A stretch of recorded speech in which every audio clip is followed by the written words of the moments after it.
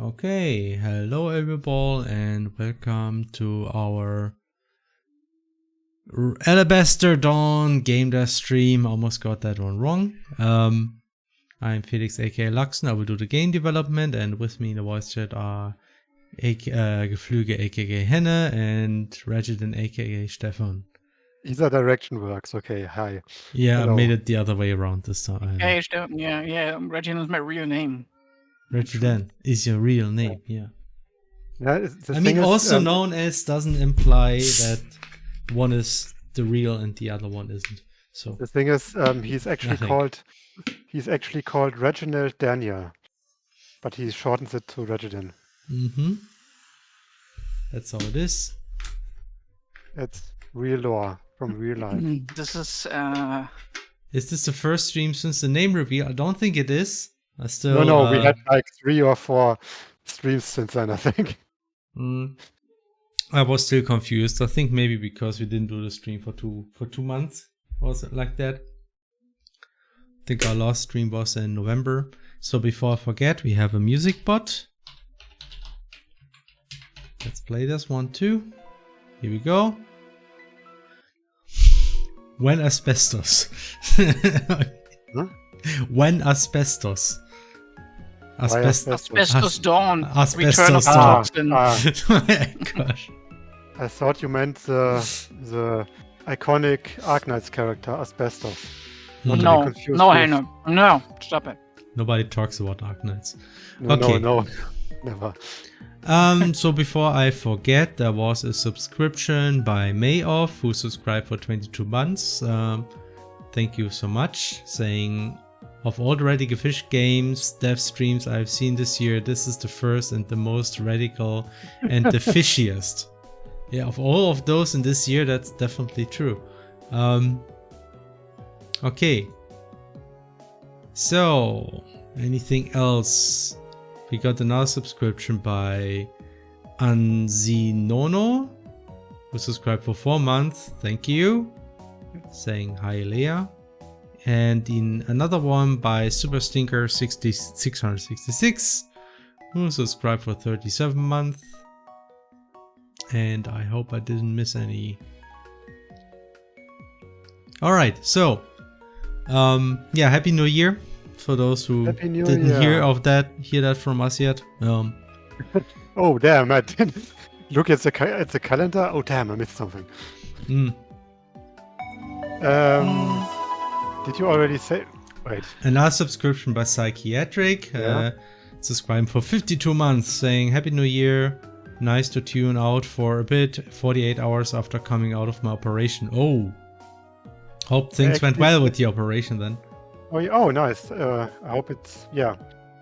Oh, it was a very good operation. With operators operating properly. Everything.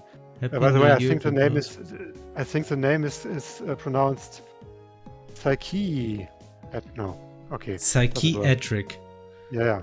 Psychiatric. Yeah. I don't think there is a pun in there. Not at all. No, it's just the name. Oh, Hachu! Sorry. Is this the first thing? I think that's, yeah. Okay, so yeah, today we will work on puzzle elements. That was at least the idea. There was like one specific feature I wanted to look at. I think I first need to create like a test map for that so I can better explain what this is about. We'll do this now, I think.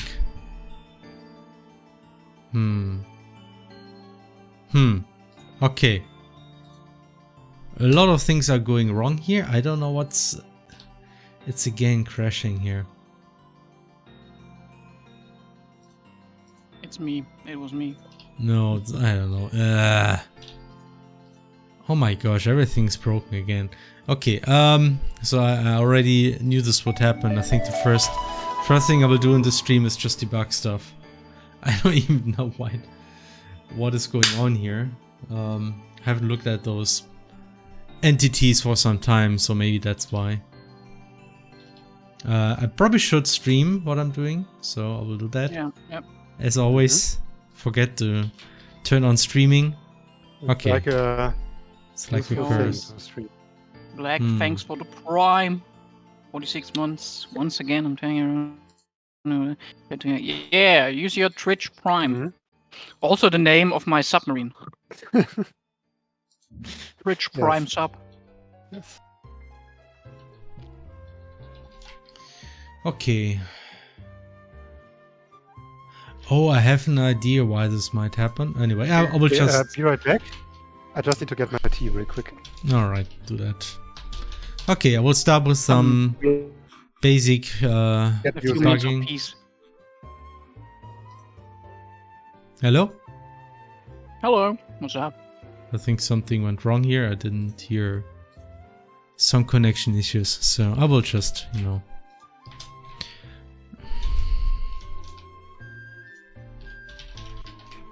Okay, if this one exists, and... Mhm. Alright, Chad.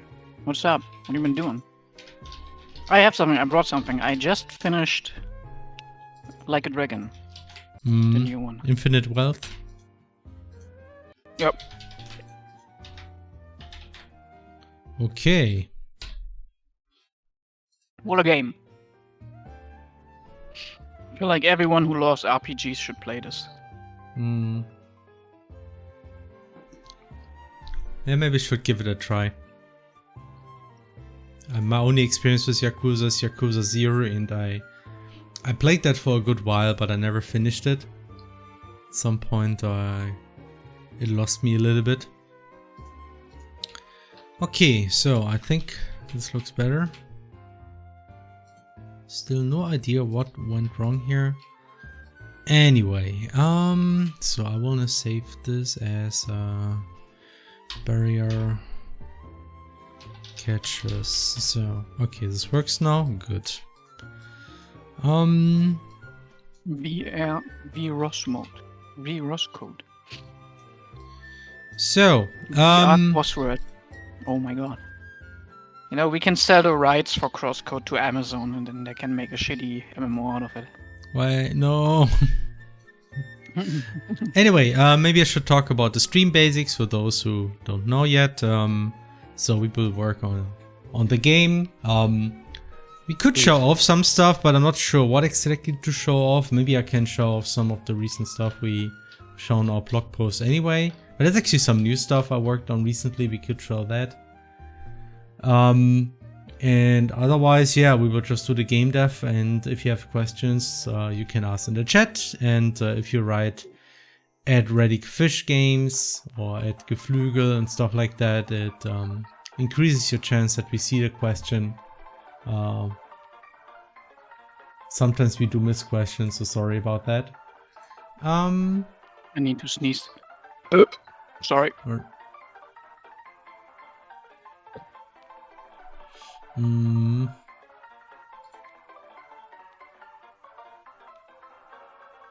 Okay, it's always a shitty. Have you invented install meta yet for the crosscode game? No, we're still working on that. Yeah, some physical problems. Okay, Game Boy 213 finished Library of Runas, now playing Limbus Company, so Henrik can talk a lot about that. No. What? Nothing. I nothing, finished. Henrik. No. Very much enjoyed it and also caught up. Ah, okay, cool. Very nice. Good story, right? Good story. Mm-hmm.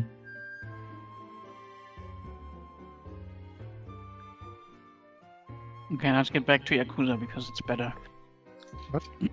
What? It has an enemy in it that's dressed as a magical girl, and it's a dude. Okay. I mean, that also happens in Ruina. Exactly the But I same do thing. think the weirdness is bigger in a game that plays in real life Japan. You know. Depends I mean, on how yeah, you define sure. weirdness, I think. It's very hard to compare because it's one is real life Japan and the other is a very extreme depiction of Korean capitalism in fantasy sci-fi land or something. I don't know. It's hard to compare. Okay, so now I need to... Will there be a physical copy of Alabaster Dawn? Hopefully, yeah. Never. Alabaster Dawn theme park. Gosh damn it. Yeah, okay, let's see. Okay, I did this with variables, alright. That sneeze sounded more like a burp. No, guys, no. Genuine sneeze. He would never burp in a voice call. No, I would never. I swear, Stefan never does this. I always suppress my natural urges. Just like how I Honestly, did it's now. a fault of the AI in Discord not picking up my burp as not human speech. It thinks it's human speech, so therefore it's okay. I need to sneeze again. Never mind. Okay. How can I contribute and get my name in game somewhere like a Becker? Maybe at some point, but it's not there yet. We're still not entirely sure if we will have any kind of crowdfunding backing stuff. Or rather, I mean, we are not planning it in either way, I think. Yeah, it's not sure if we will have crowdfunding.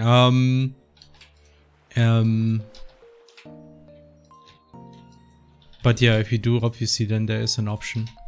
Yeah, but I animation cancelled my sneeze. Wow, not bad. And did you then combo in something else? I comboed into taking another bite out of my bowl. Oh, that's very efficient. By the way, I have to say something funny.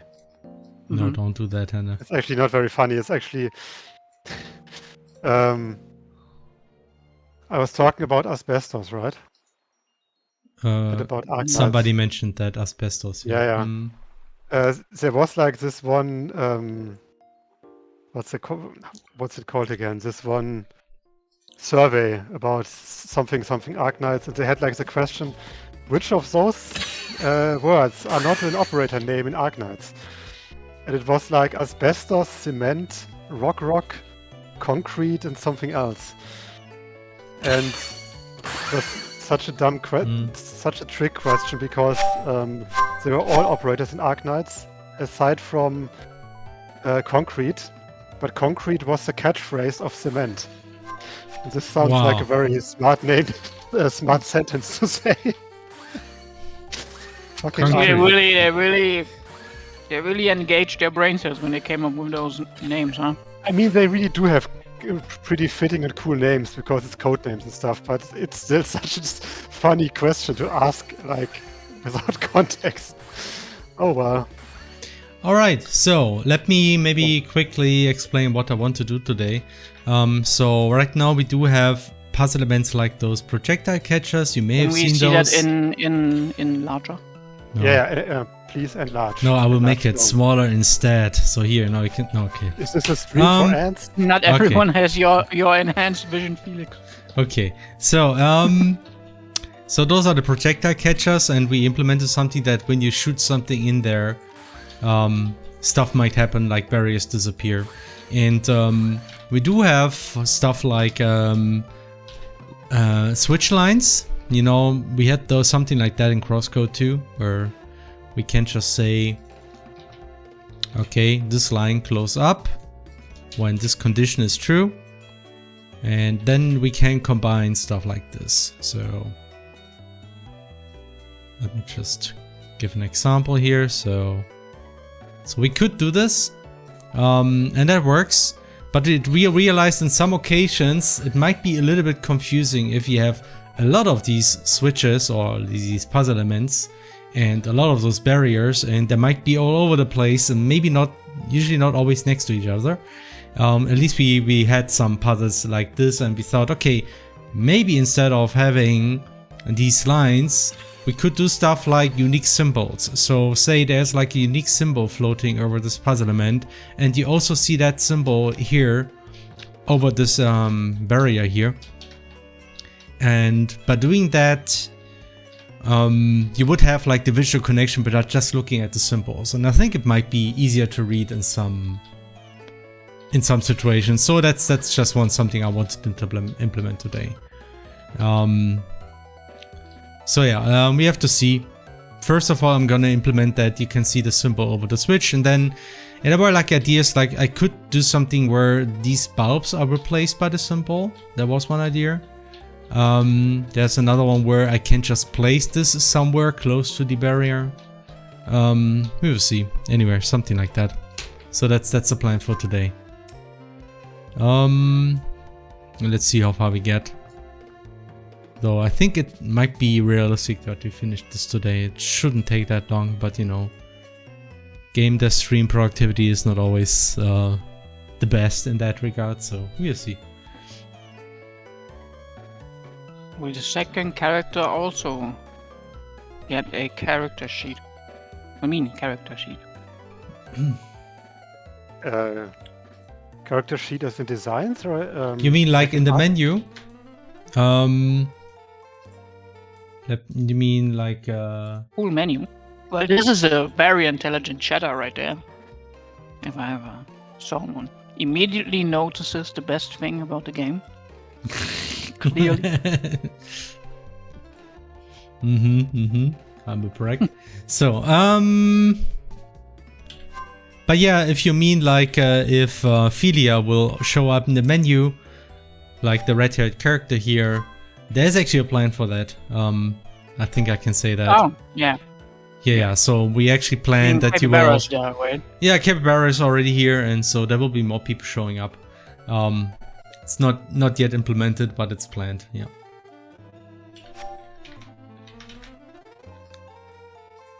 So okay. Anyway, so first I have to do is push around some pixels because we do have some graphics prepared for this, but they are in the wrong folder, and so I need to move them around a little bit. Okay, where was it?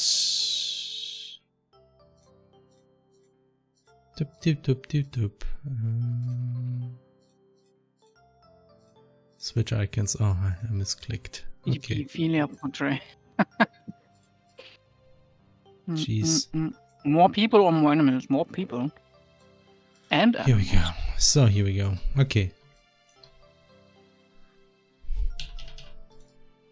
Okay, so we have that to thing. make the floor less cluttered, but sometimes it can definitely be nice to follow lines. Will work. I mean, yeah, the trick is to not make the floor lines too contrast heavy, like keep them similar in contrast to the rest of the ground, I think. And then when it's active, it can light up.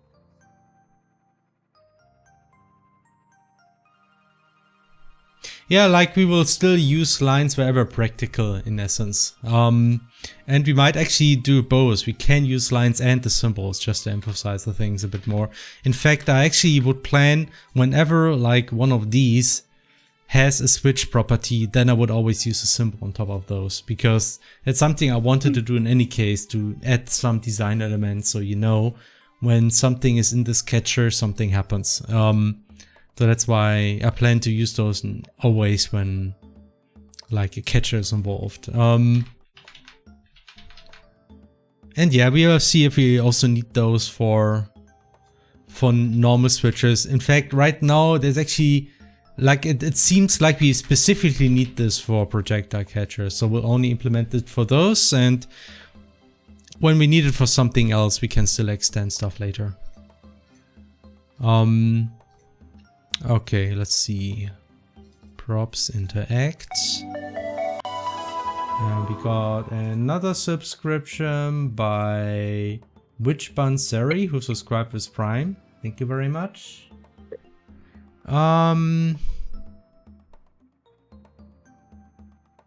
So will the barrier change color to correspond to the symbol?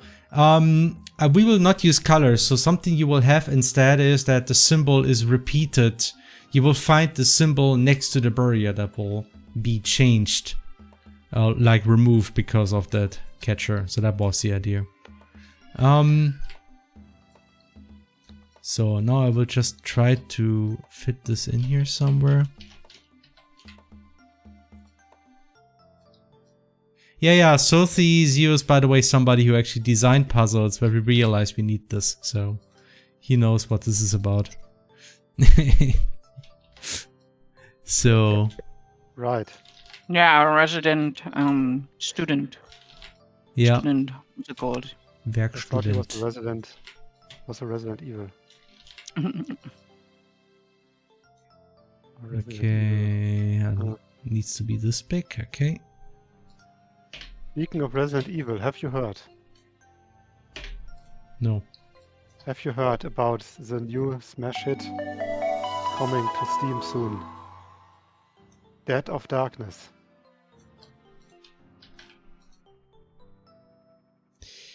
Huh? It's a game. Okay. No,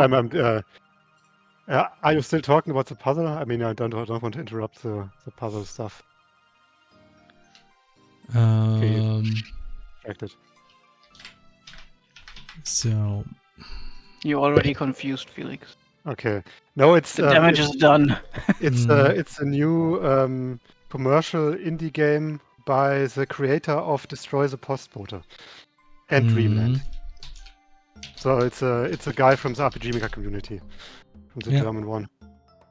And he makes a zombie game. Wow, that's very Yeah. He makes unique basically and has Dreamland. never been done before. He makes basically Dreamland but as a commercial game now. But very much with RPG Maker style visuals but a bit more polished up and stuff like that. But he also has voice acting, and he already got quite a bit of buzz. Like he has a review in Vice. He has a bus. Damn. He has a buzz. You're right. No, but he entire bus. Just entire bus of people that might buy it.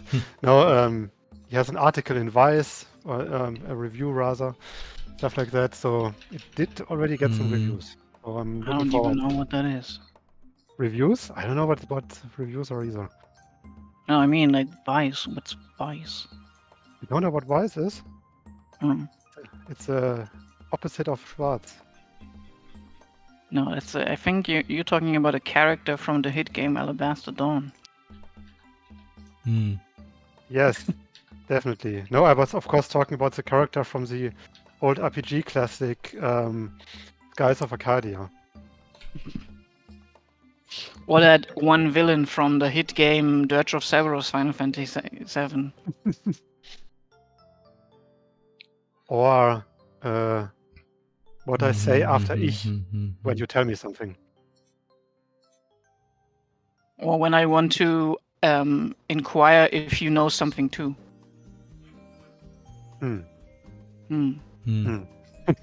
Yes, it's all true. That's all what it is. But no, actually, did you know that Vice is? Let me quote it. Was cited as the largest independent youth media company in the world with 35 offices. Okay. I had to look it up because I forgot how big Vice is and someone asked me. And anyway, the German RPG Maker community is a treasure trove of independent game creators who go and make commercial games at some point. Hip hip hooray. Often with games that worked in the 2000s. But you know. I mean, a lot of them were successful, so.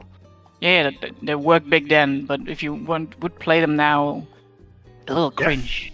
Yeah, I know. I mean, the games they actually released in, like some of them, that some of them released these days, actually worked. Like,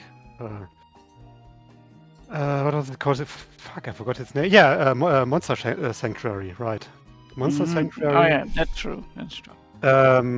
I also think like that one guy who made Velzabur. Yeah, he also made like a pretty decent game. And then there was also the guy that made Chained Echoes, but then again he was less of a maker guy and more of a SquareNet guy, I think.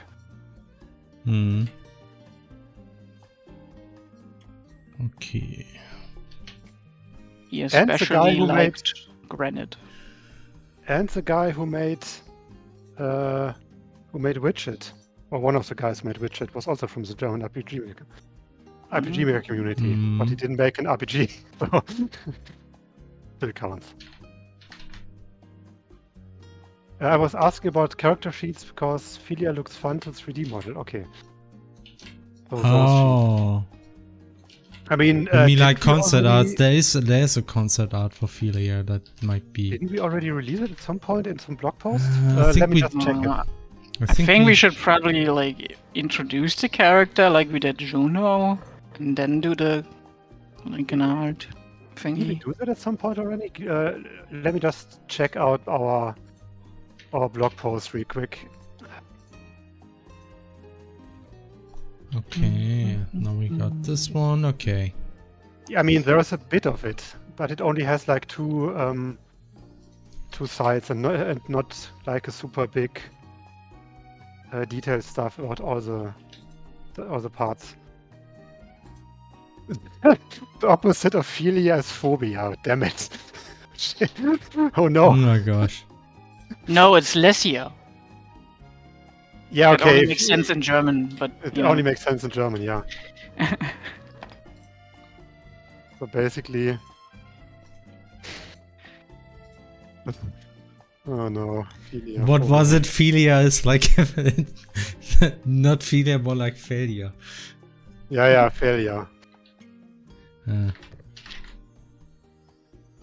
Well, Poor Philia. Ah. I guess you should never have a boyfriend called Pedro or something, because it would make for a really terrible shipping name. Oh no. Yeah, unless you switch up the order in a good way. So it's. Yeah. I was thinking of that, or making another Uno model, but in a pixel art style, closer to the in-game. Ah, I see. Nice. Okay.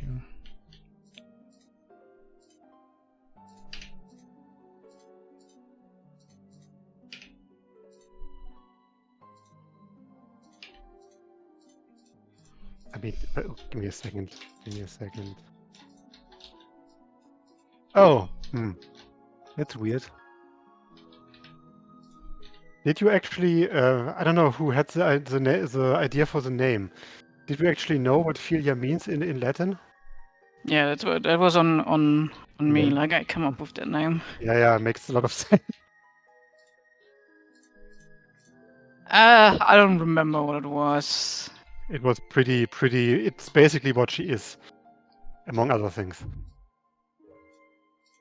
I don't know. It's not I a don't know. spoiler. It just means daughter. Oh, does it? Does it? Okay. Yeah. See how intelligent I am.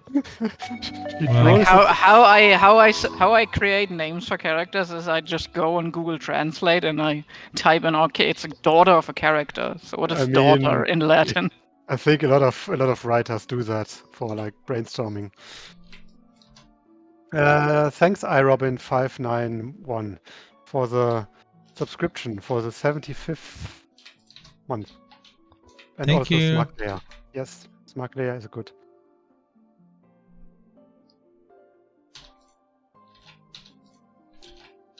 Yes. You will find this a lot in this game though. Like some of the names. Like Okay. Petros literally I mean Isis means stone, Mhm. if I remember correctly. Yeah, makes sense.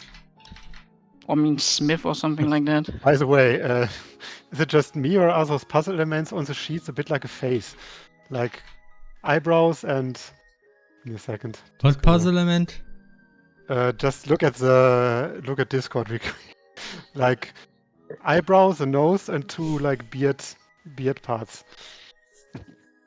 Like funny face. Well, yeah, okay, I guess. Kind of. I mean, If you squint. If you squint, like the face Like- is doing. And Yeah. play this game, they will see the name and This think is it's the face. uncreative. Yeah. Mm-hmm. Yeah. I just checked. Yeah, like Petros was just rock, Rock. or Petros specifically would be rocks. So his name is just rocks. But it sounds cool, you know. You sure rocks? And I'm sure no one from ancient like Greece will play the game. So Maybe from modern Greece. Who then? yeah, but I assume that they speak Greek, though, not Well. Latin. Well, but isn't Petros more of a Greek thing, not a Latin thing? I think it is a Greek male name, yeah. Like usually when I go for the names, I also go for like a name database. Like I check if that is a legit name of someone. And I think Petros was one.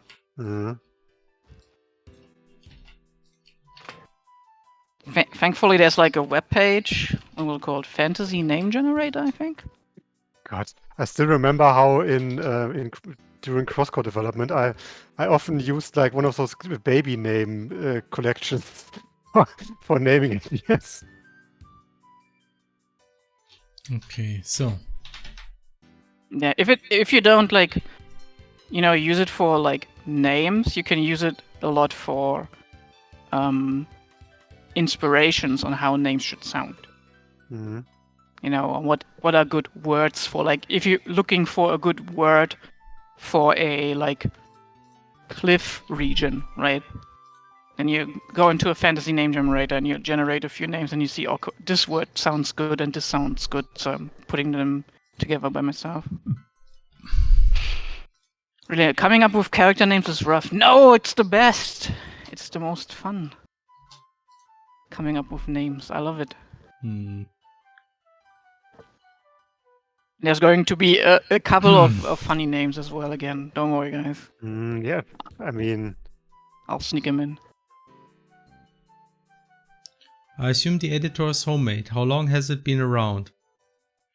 So this one was created in parallel to the game itself, so... This thing started several years ago, and we continuously tweaked things. I just recently... 6 years now, I think. Yeah. About 6 years. I want to say. Go on, Felix. Yeah, I just recently modified this timeline on here, so.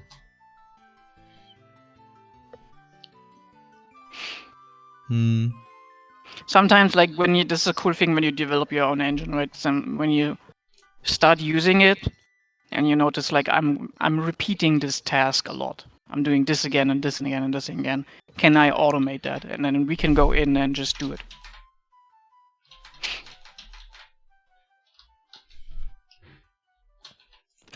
Yeah, it was the same idea with the scalables, or like 9 pages.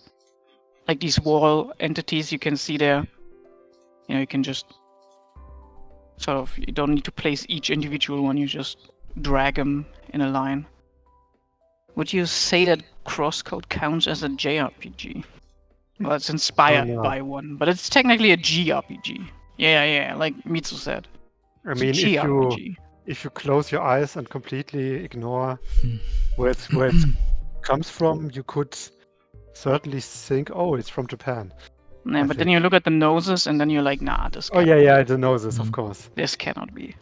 This guy has a nose that's not a triangle? What is this? That's not my anime. It's also written in JavaScript, TypeScript. Yep. Everything you see is written in TypeScript. It's all TypeScript.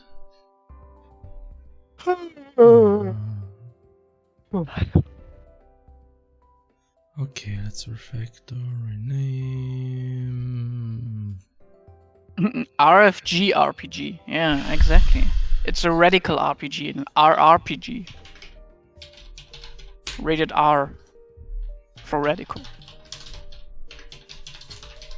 What does the G stand for? German. For great. Gigantic.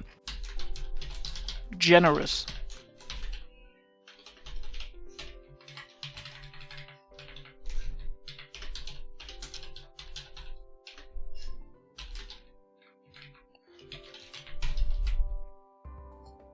Radical Pro Gaming.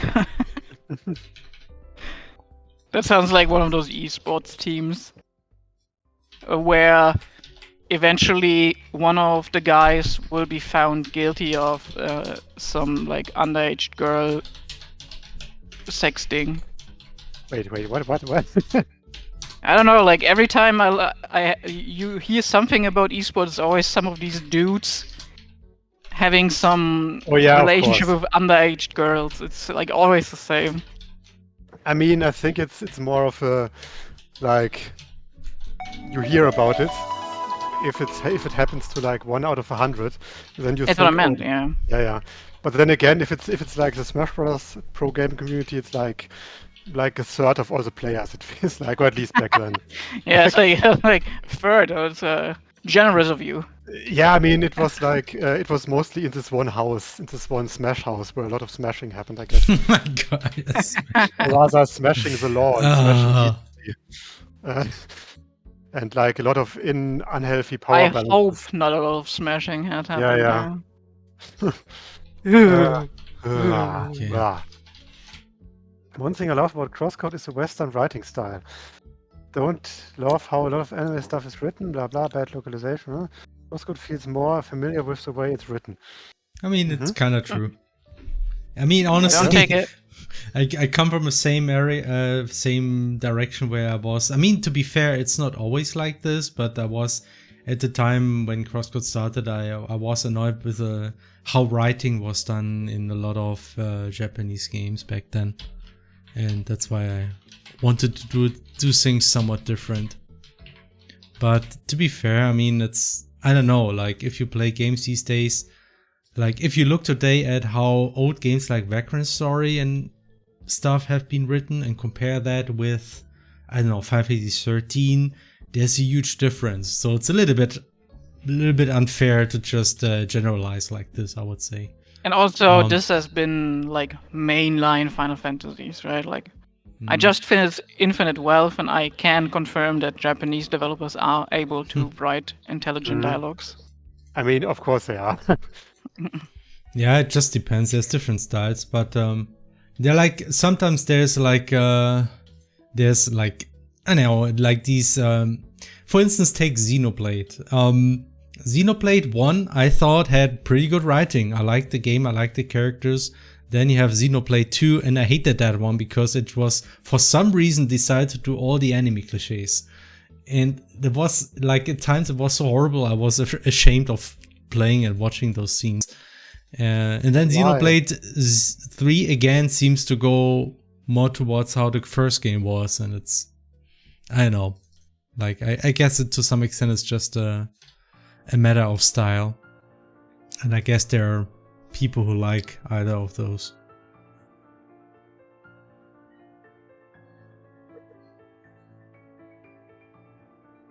Yes, Uni's the boss. Yeah. Yeah, when it comes to idle banter, I don't know. Like, I wrote a lot of the idle banter, and to me that was mostly just thinking about what would you talk about with some friends about stuff, like if you would play this. So at least for me, it was I never looked too much at other media there. Like when it comes to writing, I don't know, like it's probably the most intuitive stuff that I'm doing. Like it's very hard for me to say what my reference is when it comes to writing, unfortunately. It's yeah, exactly. That's the deep dialogue we're looking for in a character. Yeah, Uni is great. Babies? What about babies? What about babies? You guys got any babies? You muppet. Babies. You guys got any babies? Oh. Yes, Uni's the boss. Oop. Oop. Yeah. Hear that, Noah? Lance wants something a bit meatier. I freaking hate this. Jesus. Okay, maybe I can rant a little bit about this. I mean, I started playing. I started. Lance wants something a bit meatier. Yeah, oh, gosh. Jesus, I mean, what is the big idea here? I mean, I know, I mean, having some characters talk after battle is nice, but maybe add some variations, or maybe don't do this every freaking time the battle is over. But for some reason, they thought, no, that's just how it's supposed to be, and so you hear the same line every time you finish a battle. Anyway, Xenoblade 3. I didn't play it that far yet, but I did like the writing so far and the world building, so it seems a lot more interesting. As I said, in that regard, I enjoyed a lot more Xenoblade 2. It's just that I didn't get too much into the gameplay yet, because I think so far at least the combat is pretty horrible. Because I hate the fact that you have like 6 people in your party and so much stuff is going on and you're just busy just trying to focus on doing the right things with your party member and hoping everybody else plays along, and like you don't care what the enemy is. And I mean, I talked about this before. Anyway, it's so far I'm not a big fan, I have to say. Which is kind of a shame, because I mean, I don't remember that Xenoblade. I think I didn't enjoy Xenoblade, the first one, that much because of the combat. I think it was more because how the exploration was quite remarkable back then. It was a huge step, because other games you had in that genre were like, I don't know, Final Fantasy 12 back then, Final Fantasy 13. Both of them didn't have really inspiring level design, and then Xenoblade came around and had those hugely interesting worlds. So that was the amazing thing about it. But the combat wasn't exactly, I don't know, it had these cool moments. It had like the visions and how you sometimes had to react to stuff that happened when the enemy did certain things. At least I remember it being that way. And somehow they just made things more complex, but at the same time, like, enemies seem less and less relevant. Like, whatever the enemy is doing doesn't matter. At least as far as I've played. Which is kind of like, it's just weird to me that they just went this way, went this direction. And apparently people like it too, so I don't know. What were you talking about? Xenoblade Combat. Xenoblade Combat. Yeah, just hopefully they're not making another Xenoblade, but just do something new with better combat. Yeah, like I kind of hope they try something else for combat, like anything where Which it's to more launch title? It's a bit more about reacting to what the enemy is doing and not just doing your combos, and that's the end of the story.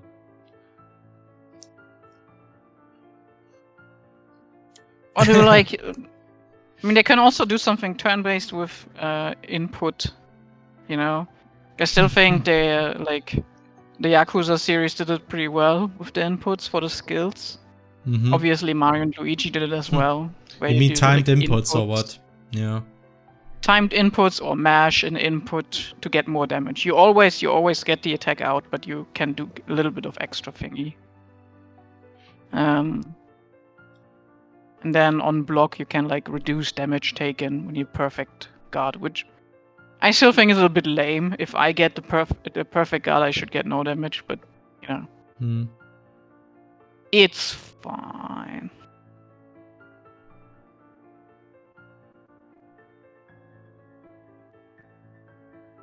They're currently remaking Xenoblade Chronicles X. I'm pretty sure that game is already done. That remake is done. That is definitely done. They're making some like final adjustments, but that is done. They're already doing the next game. I can guarantee you that. They have been doing the next game since they released the Xenoblade 3. Then it's gonna sit idly by. So you do more damage in like Xenoblade Chronicles 2 when you have the right distance to the enemy. Okay.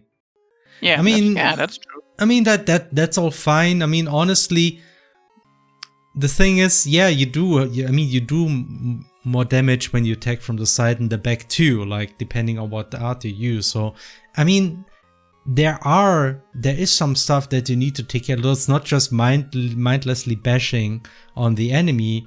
Like, that was never the case. You always had to think about some stuff. My problem was, whatever you do, it's just exactly the same for every freaking enemy. Like, no matter what the enemy, if you want to use this combat art, you need to stand to the side.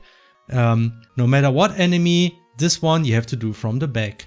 And then no matter what enemy, usually you do this combat art first, because then the other one you does the break, and then by the time the enemy is in the daze state, you're ready to use this other combat art that does more damage when the enemy is in the daze status condition. And all of these thoughts, again, they are all bypassing what kind of enemy you fight. It doesn't matter.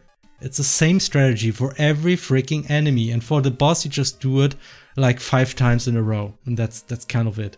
And I don't know, like I really have a problem with this kind of game design. It's really getting on my nerve, like to a point where I really think maybe I just turn the game on easy and just rush through the gameplay and just look at the story. So maybe I will just do that. I'm not sure. I mean, I did that, Felix. I have no shame to admit that the combat was just too dull for me to yeah, like struggle through it. yeah. For me, it also like soured some of the plot, you know, because I felt like this is the problem with that, right?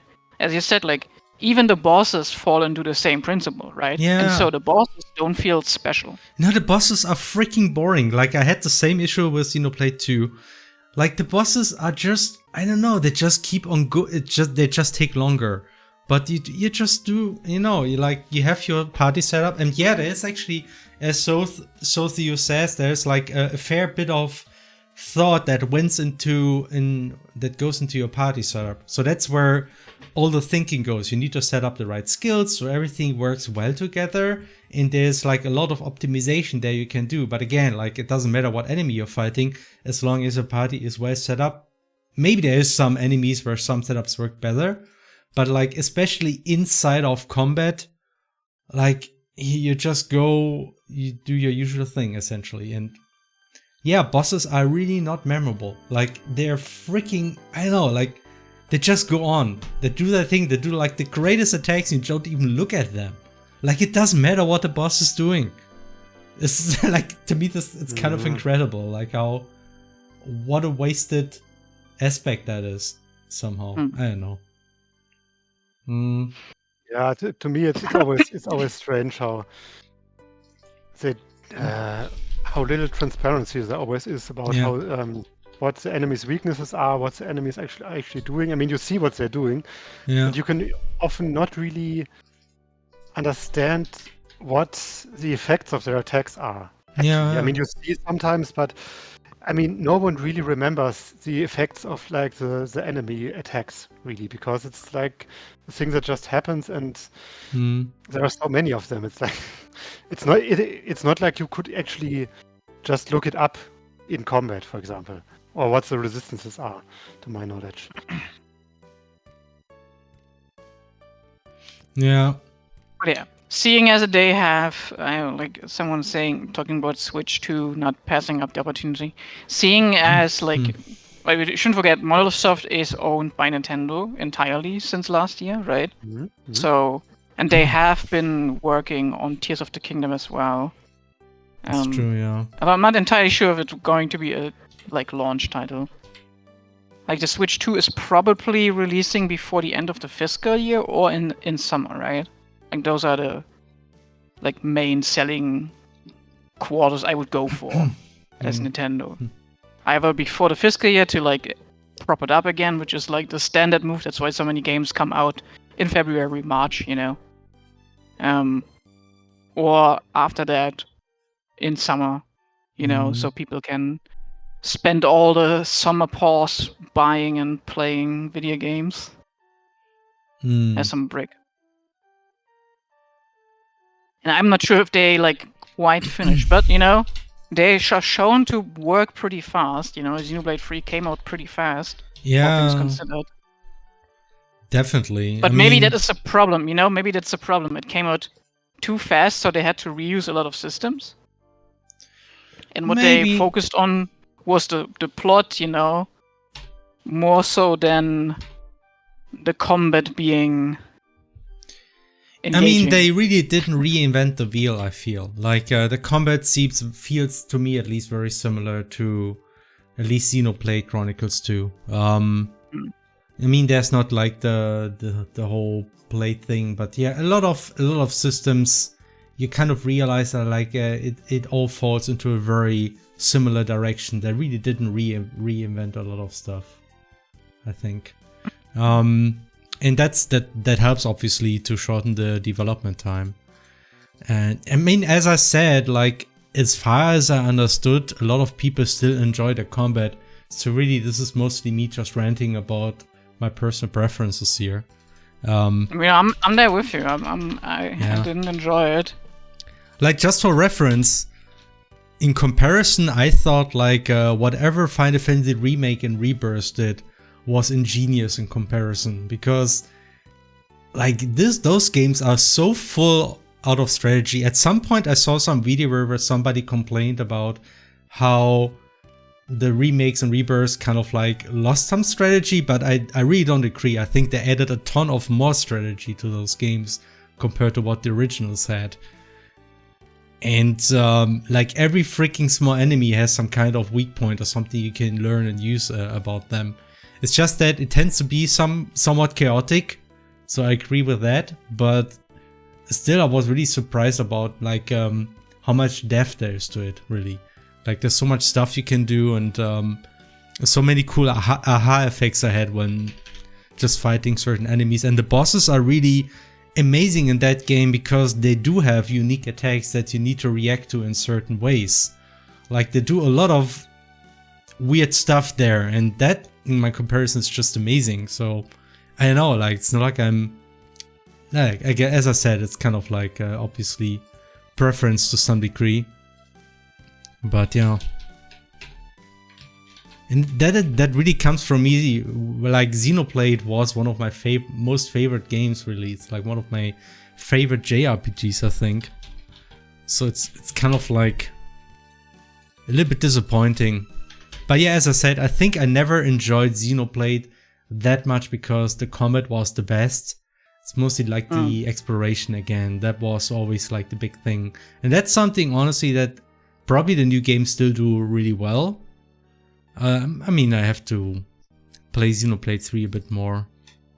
Really... Also, something Xenoblade X did really well. It's just Xenoblade X was in that regard, it was really a good game. Yeah, it was just a bit of a shame because as soon as you got the mecha, it got very trivial, of course, with the exploration part. But I mean that was the point. Yeah, I know. It's hard to avoid at that point. That game suffers from the Wind Waker syndrome, right? It was never really finished.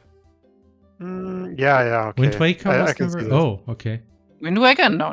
Wind Waker was... it was planned to like walk below the sea in Hyrule.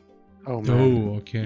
There was much... If you play Wind Waker on the Wii U, right? The like re-release Wind Waker HD, and you get the fast sail, right? You have like a fast sail which like transports you much faster through the sea. You really realize how fucking short, hacking short that game is. Mm-hmm. It is short. Like I remember playing this with a friend and we were like, oh yeah, I remember all of this, and then we were done in like what, 2 days? Yeah, I think it was really padded in the old version with how. Oh how yeah, the yeah, sailing right. took. Yeah. The pieces of the Triforce were also much easier to find in that version because you were able to do that earlier than in the original game, so you could like do it while you were traveling to another place.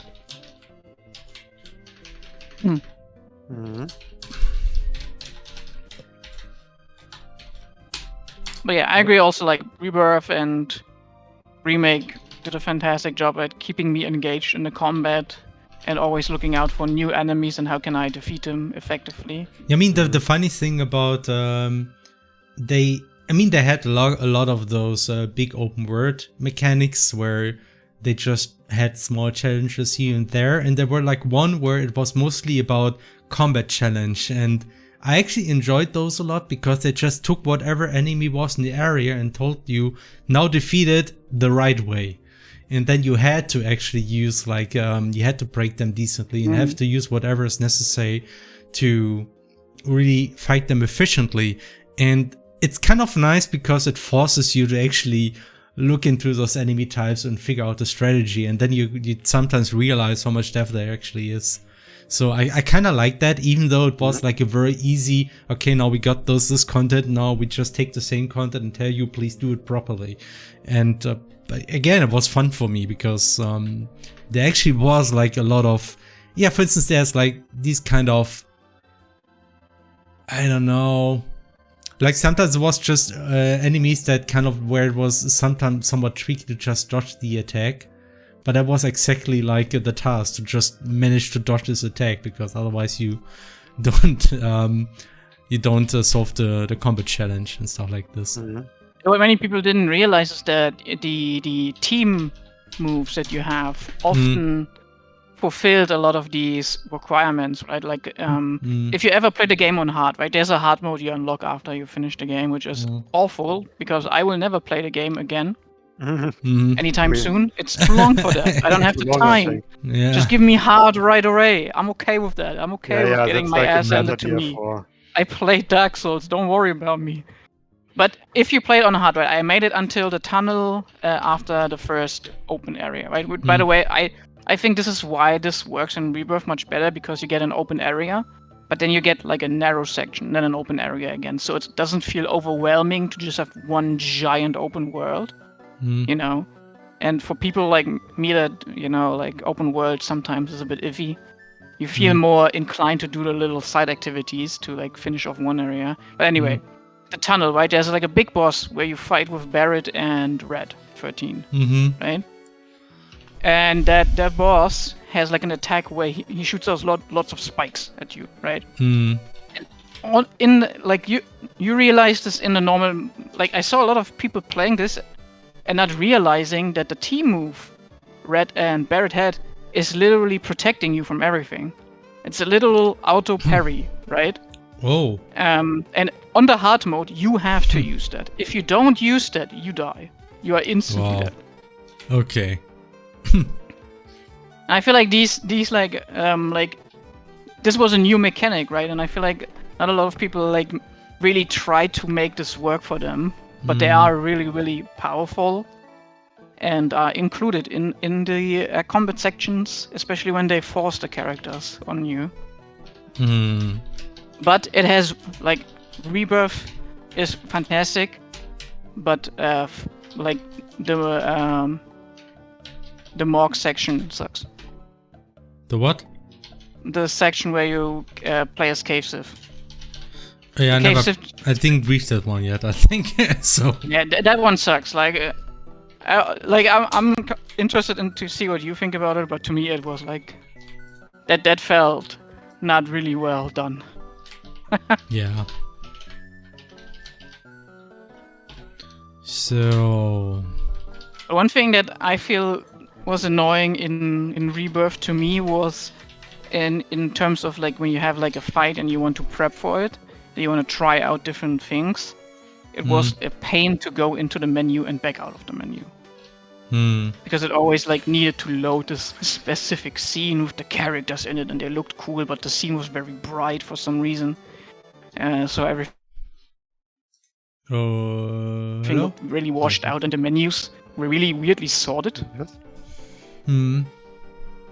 Like let me check this again. By the way, Sosis recently wrote that, to be frank, I think the DLC for Xenoblade 3 overhauls a lot of systems for the better. Combat is still similar, but it's the most I've enjoyed the active combat itself. I mean, I heard something like that for Xenoblade 2 as well. What is up with them just making the combat better for the DLC? Because then the story's much shorter and they already have everything planned out during the development of the main game. Okay. And so they have some time to make this work. Maybe, I guess. possibly, I don't know. Oh yeah. I remember Final Fantasy VII had this menu called Upgrade Weapons, but you wouldn't upgrade your weapons in that upgrade weapons menu. Okay. That's actually not an upgrade. Like the whole weapon upgrade, it was a weird system. Also putting your inventory like as the 6th option in the menus just felt weird.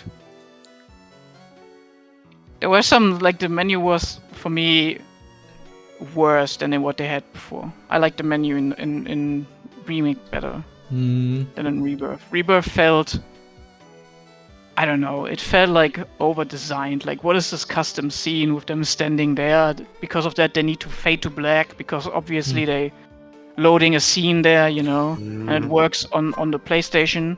So I'm a little bit worried about the PC release with the menuing, if I'm being honest. And like in Remake, it was just like immediately there, right? Like the background would like blur and then the menu would come up. I'm more of a fan of that because it's faster. It's an RPG. I want to go into the menu every time. Okay. And get a new called item, right? symbol, not symbols. Okay. It reminds me, we are currently still playing an old RPG classic called Terranigma in our office on the Super Nintendo. Yeah, we do that. Yeah. Oh boy, yeah. It aged actually surprisingly It aged well. a lot better than Secret of Mana. Yeah. It I have to did, say, yeah. except for when you want to like switch rings, obviously. Yeah. Yeah, the whole When you magic switch to system the is kind of item, ass, honestly. It's That's what The magic system is not the greatest. No. like some something magic. yeah. There's some boss fights where it simply says, "Oh, you can't use magic here. Sorry." It's like the first boss in the tree, like when you are before awakening nature. You know, this one underground parasite thing. You can't use magic. No, just no reason you can't. No. You, mean, no it- magic. we won't It let likely you. had technical reasons, but it's Yeah, like I can not something imagine, that- but Yeah, but the funniest thing was like I just had to think about it because of like menu confusions, like how it phrases the menu navigation or like the item. Like when you want to go to the menu and use an item like a healing bulb or whatever, it looks good. it asks you, do you want to? What does it ask you again? Do you want to use it, basically? Do you want to use the item? And you say yes, Yes. and it says equipped. And Oh yeah, the translation of it was And- like, do you Yeah, want yeah. to use it, but you actually only equip it, and then you use it outside the menu. yeah. It's really Yeah, yeah. confusing. The thing is, but you can use it in the menu. But I think it You was have this to way around. select no on the first one, and on the second one you can immediately use it, right? No, it was the other way around actually. I mean, if you say yes, use it, then you use it. But to equip it, you have to say no, and then it's like really, it's still very confusing. Like, there are also some aspects with how to equip like the magic ring box. Oh yeah, the magic. Yeah. It's like, You basically go into the options menu and then into the magic box, like into the magic options screen where you see like your stats and like stuff like that, you know. Antrax ask, how do you think Chrono Trigger holds up? My friend who introduced me to CrossCode refused to play because it's old. Honestly, I think Chrono Trigger really still holds up really well these days. I think too. I didn't play it too long ago. I actually played it much later, I think, when, I don't know, VU or V area around that time. I finished Chrono Trigger, and I think it's still surprisingly playable because it has like, it doesn't overstay its welcome. I think it's like the pacing is just really well done. And also this game has surprisingly a lot of strategy in combat and a lot of encounters where you have to do some cool, unique things. So it always feels kind of fresh. So I that's mean, It cool. also Think doesn't about have it. random encounters, right? That also yeah, helps. that's Oh yeah, that helps a lot, I think. Yeah. Yeah, I mean, a lot of those later area SNES games really hold up pretty well because they've mastered the platform. They've like also already had like a good grip of the design for the games they are doing at that point. Like that also applies to, for example, Lufia 2. I think holds up very well for the most part. What else? Romancing Saga 3. It's a bit arcane in some way, but it also holds up very well. Okay, And so I this guess works. Final Fantasy VI as well, I would say. I mean, even though Final Fantasy VI sometimes often had the problem that you didn't know where to go and stuff like that, but I mean, and of course, Seiken Densetsu 3 or Secret of Mana 2 or Trials of Mana, that also holds up pretty well, I think. If you ignore like the bugginess and stuff like that, but I mean, I've played through that one several times. And not that late. I mean, I've played through that for the first time when it was already the Wii era, I think. Yeah, I think so too. I remember getting a adapter where you placed Secret of Mana in one slot and the other the Seiken Densetsu game, Mm-hmm. and then you could play it on a like PAL Yeah, interesting. Nintendo. It was a weird thing. But I was able to play it. It was Japanese, but you know, it wasn't deep in the sense that, you know, like you couldn't go everywhere anyway. So you just tried everything, and eventually you would always get to a point where you moved forward. And then I played Trials. And it was like very short, comparatively. Trials? Trials, yeah. What's the new one called? Vision? Vision is the newest Vision one, of yeah. Mana, yeah. Vision of Mana. The one that had the studio closed down like 2 days after the game was released. It was that Or bad. rather the development team, yeah. It was that bad. I mean, No. the game actually wasn't that bad from what I hear. It's more like the Square Enix had like zero trust in it. And just like, yeah. And apparently that's not that far out there, considering not many people seem to have played it. Yeah, but I think that's also because the marketing was barely existent. So, but it's always hard Yeah. to say in hindsight. Yeah, I mean, like it also looks suspiciously close to Trials of Mana, you know? Like, Yeah, that's true. and I feel like that might have been a problem when they didn't like market it as a new game, right? Basically, it's like this is basically the equivalent of a Tales game, right? Like Tales game has Tales of something. This is like something of Mana. But the Tales game obviously always have like rotating artists, right? For the like key art. Yeah, maybe. Didn't they still have Hakan? I remember they always switch between like two for each game. Like one does this game, the next one is another artist for the key art, basically. Yeah, right? but the thing is, the art was always very, very similar. I think Hakan did the art for like the entire remake, not the entire, but no, I think it was. You mean Hakan. you mean the of Mana series? I was talking about Tales.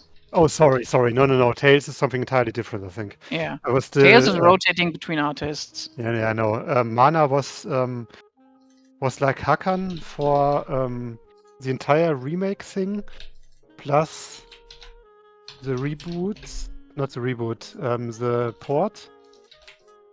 And I think you also did Visions, but then again, it might have also been this one other artist who has a very similar style to him. Not entirely sure. That's what I mean. Like you when you do this, like, and you visually, like, people think like, is this the same game? Like, I have that game. Is this just a new version of the game? You know, it was a little bit hard to tell.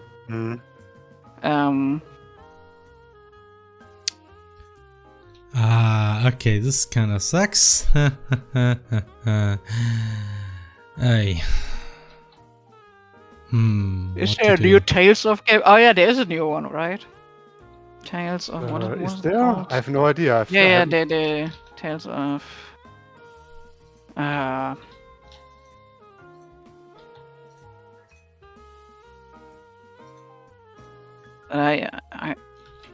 They did show something, but I don't remember what it was. God damn it.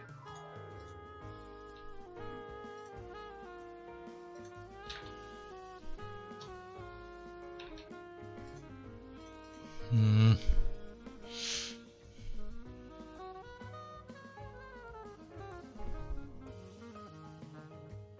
But there was a long break there. Like we have Mhm. Tales of Arise, so it's like what? It's been 4 years, so there's probably a new one in the making. Highly likely, one might think. Maybe I'm just remembering Tales of Arise, right? This was the newest one, yeah. The one that suspiciously is very close to what my feelings about Final Fantasy 16, where the combat feels more like it's Devil May Cry, but with an RPG mechanics in there. Which can be cool, you know. I still hold this belief that maybe Final Fantasy 16 wasn't meant to be a Final Fantasy mainline game. Mhm. You know, it was more like a spin-off title. That would have been more like a, hey, look, we're making Devil May Cry, but it's Final Fantasy, you know. But then, you know, they did the Final Fantasy 15, where they said like, you know, guys, we actually would love to have like a mainline title here. So we're calling it Final Fantasy 16 now. Yeah, so that might have been just Grace's F remake, but like I have somehow the inkling that there was some news about like a new game coming our way, but maybe I was wrong.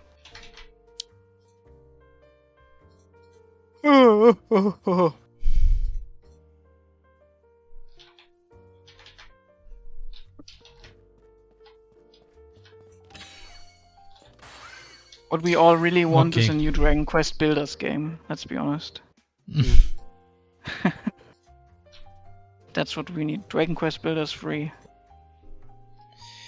Okay, I will change my whole approach here. So, I mean, not the whole approach, but originally I thought, okay, let's just display those things instead of those. This doesn't work because those have an uneven width and those have an even width.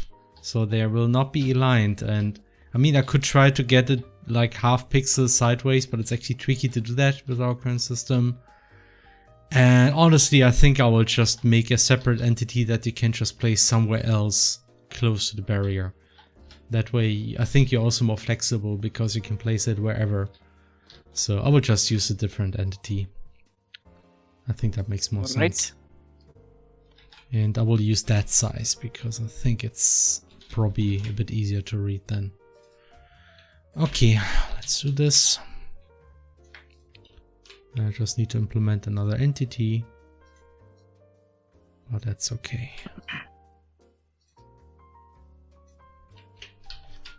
Okay, will it fit here? Oh yeah, it actually does. Nice. By the way, Felix, I'm gonna have like a vacation next month.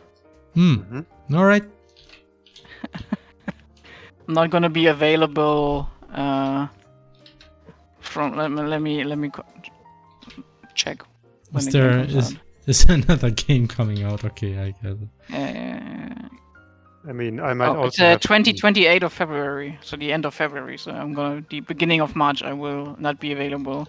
What game is coming out? Monster Hunter. Oh, okay. I see. And I will be surely playing that game. I'll be wilding out. Wilding out of control. I might also have a bit of a vacation, quote unquote, next month at some point. Everybody's made vacations. Hey, I worked through. Yeah. It's fine. Yeah. It's fine. It's fine. No, I know. I also worked. You worked. Yeah, at the hospital, you did. Yeah, you worked a lot. Felix worked a lot through the holidays. Yeah. I mean, I did have the luck of having to go to the hospital over the holidays because some stuff happened. But like I didn't really feel that bad I just had to stay in the hospital because they wanted to look into stuff and be careful. So I just had to sit there and wait essentially, and I was bored. So I got a laptop and I did all kind of stuff. I was more productive than in the office, I thought, like at least somehow. I don't know how that worked. It but do be some times like this. yeah. Oh yeah, the pirate Yakuza game is also coming out. Oh yeah, the right. freaking pirate Holy hell! Yeah, I'm Yakuza in looking Hawaii, forward to or what this. was it, man? Yeah, so the newest game is playing in Hawaii. So like what Yakuza often does is like reuse the same maps, right? For like spin-offs or like new games. They keep like the newest one is the 8th game. They still use the same map from the first game, basically. Not the same map upgraded, but it's the same layout and everything. But yeah, the pirate Yakuza game, I'm looking forward to this because the character you play there is one of my absolute favorite characters from the series. It's the Mad Dog, Gojo. right? Huh? It's a Mad Dog. The Mad Dog. Voiced in English by none other than Matthew Mercer. And funny enough, he was voiced by Mark Hamill in the PS2 games. He was voiced by Mark Hamill in the very bad first English Yeah. translation. What? Okay. Yeah. It was, Yeah. But the funny thing is- enough, the original Kiryu voice actor came back for the 7th and 8th game, and he did a much better job. wait a second. Really good. Isn't It's the same Kiryu person. voiced by Yong Lee, or what he's called? Yong Hong. This one check. YouTuber who's also a voice actor but also a YouTuber. Forgot his name. Oh, YouTuber. Okay. YouTuber, not VTuber. What the fuck? You mean in Japanese or? No, in English. This one, the Kiryu voice actor, but maybe he took over later. Wait a second. Kiryu voice actor. In English, of course.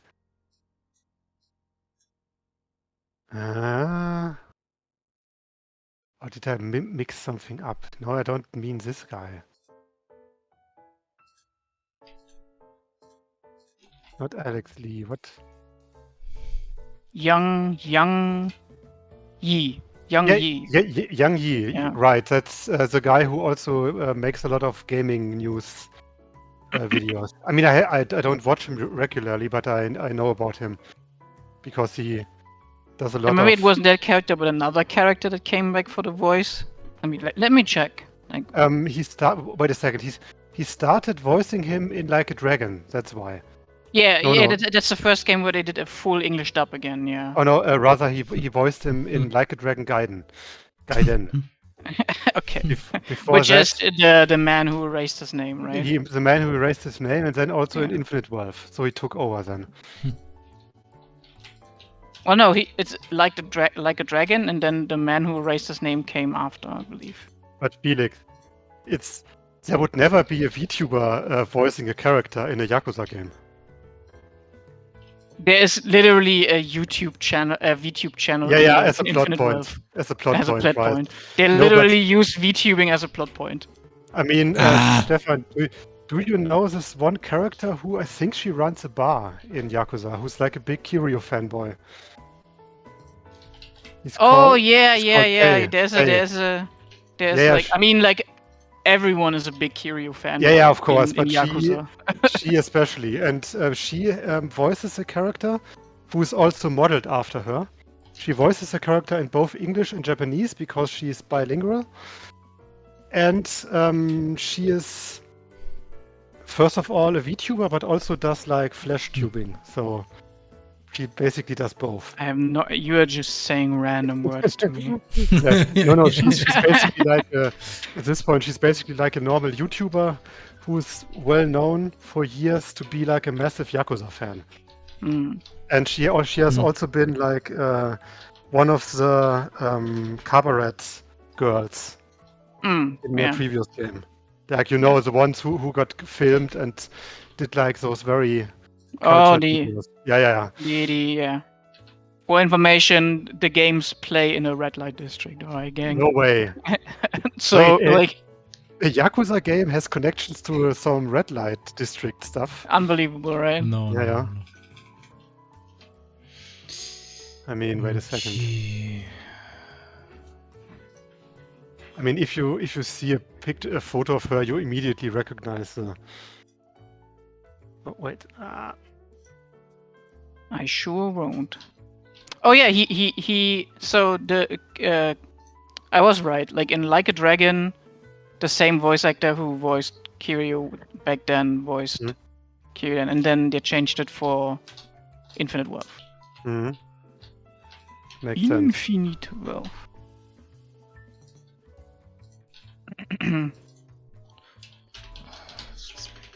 There are a couple of like notable names that you notice. Like I noticed Robbie Damon was in there as well.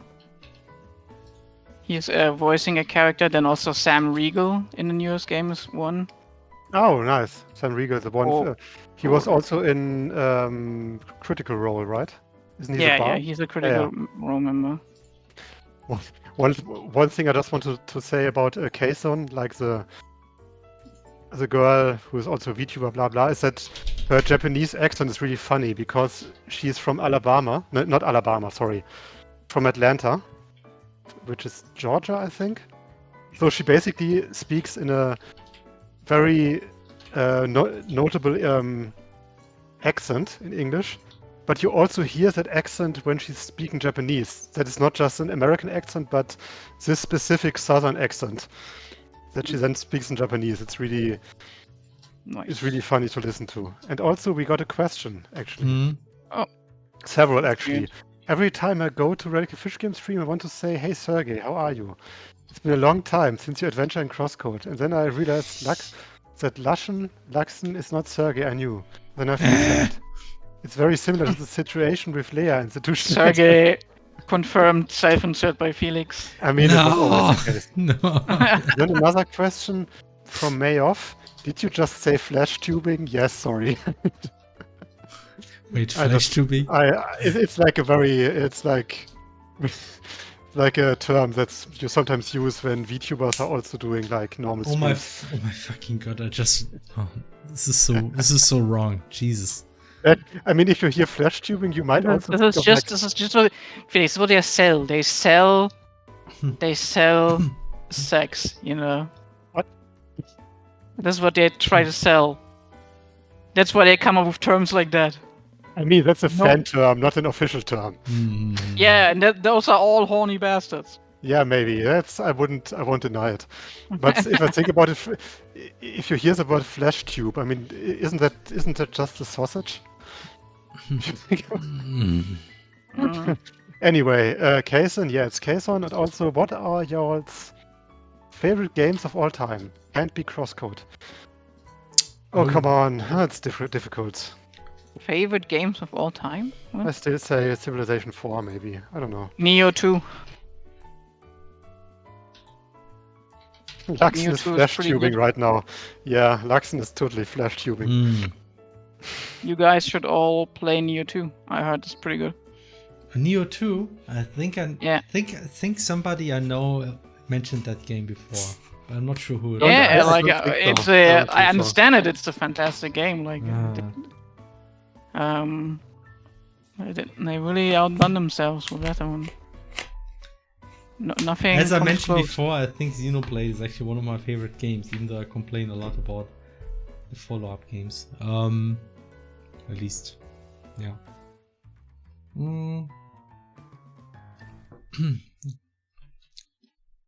Paradroid, okay.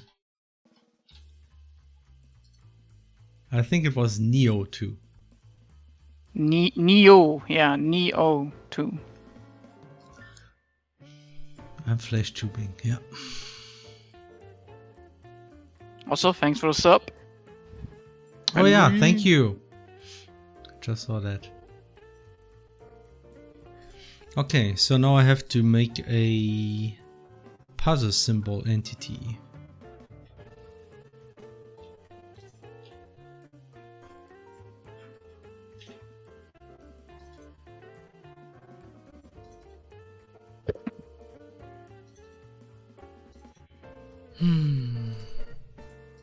I mean, Nier is also a fantastic game. Just Nier. Nier Automata as well. But Just Near is also great. Especially if you have the luxury of playing the remake of it. We don't have to suffer through 30 FPS nightmare on a PlayStation 3 where everything was just bloom heaven.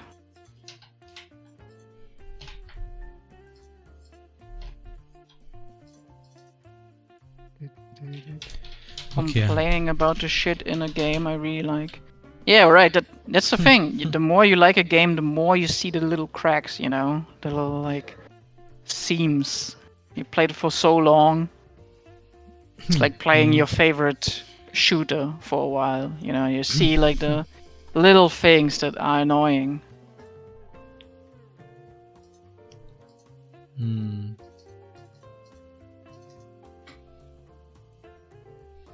Aw, Vince, you little. He said his favorite game is Crosscode. Oh, Wow. Okay. increase his salary immediately. Increase this man's salary. Okay. So.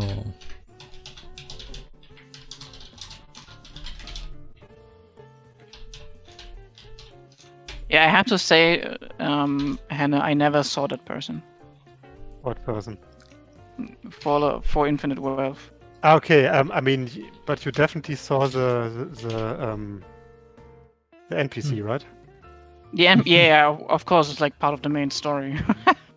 And the second picture is basically on the left. It's like her appearance as one of the cabaret girls or whatever it was in that game. in the 8th one, I think it's in the no, it's I think Infinite. it's, You know, I think Infinite turned on the side. yeah no I that was the game that before that one. Oh, It was 7 like- basically. Yeah, 7. Like a dragon. Hmm? Like a dragon. Like a dragon. Like a dragon, like a dragon.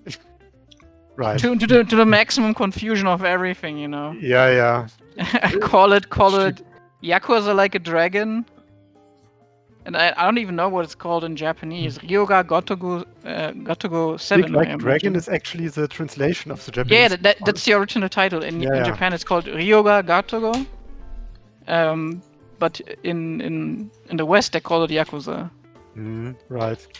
Which I guess makes sense because the Western people actually understand what it's about. But yeah.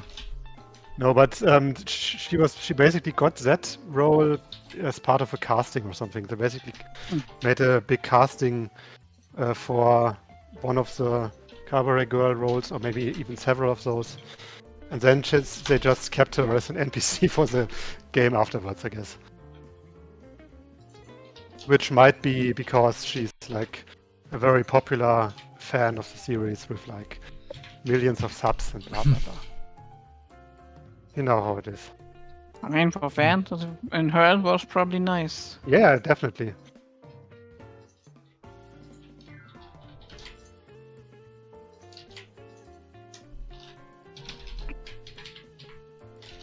So. Here we Funny enough, go. in new game they don't have a cabaret mini game, right?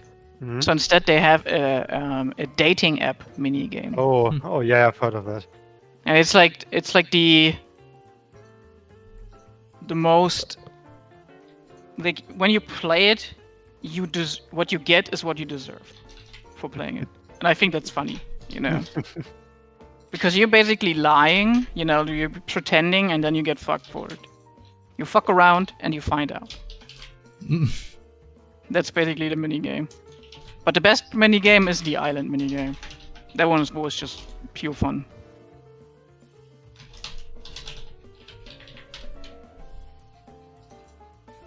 Always a fan of building my own little place. Kind of like survival, but light. You know. You wouldn't be in game. Oh, stop it. Modding Costco and trying to learn stuff. Thank you for making it. You're welcome. Not like. Thank you. Thank you, Vince. And hiring. Still can't believe I'm here. Yeah, so I've actually came was- through an internship Yeah, when we still had time for interns. yeah. It's kind of a bit I more mean- tricky now, I have to admit, yeah. You'd still get a lot of people writing us about interns, unfortunately, at this point. Because the sad truth is that every intern is somewhat like overhead, and we are not very good at managing this. So, I mean, I guess it helps if the intern is already pretty, let's say, qualified or like in our development process in a way, because Vincent kind of came from crosscode modding. yeah, for that was a big argument, really. So it always helps. And I mean, for me, it was also like having someone help with mapping, you know, like Yeah. doing Content. like details and stuff like that is content such a is big help. always- You guys don't understand just how much more work the maps have gotten to Mhm. at this point.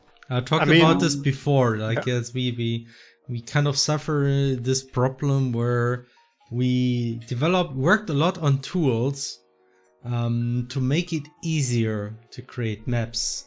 Yeah. So we made it much easier to place props and copy them around, so you can select multiple entities, copy them. Our engine also is more efficient with handling props. So, like, in theory, like, the things should go faster. The problem is now we are just placing a whole lot more props, and that's why it actually takes longer. But also, Also- it also is because we have now sidewalls, right? Yeah, And we have that's- 3D. That also is a big. that It's not just the is- tools; it's also the 3D thing. Like now that I like for Chad, like this is a like. Well, I'm currently working on the hub town of the game, right? And it's like Yeah. a big town, right? And each single wooden bar, you know, each wooden curve is hand placed. You need to like we have tools to like snap them and stuff like that. So it's a fun experience actually. I don't want to like say anything, but like it's not like in crosscode where you just place a tile or a tile above that and then it's done. You know, you have to consider like how much does the player see from the side, or what is if the player aims from one point to another? Can he still see something there? Do I need to map this? You know. Because we have perspective, so it means the lower you stand, the more you can look into the upper left corner.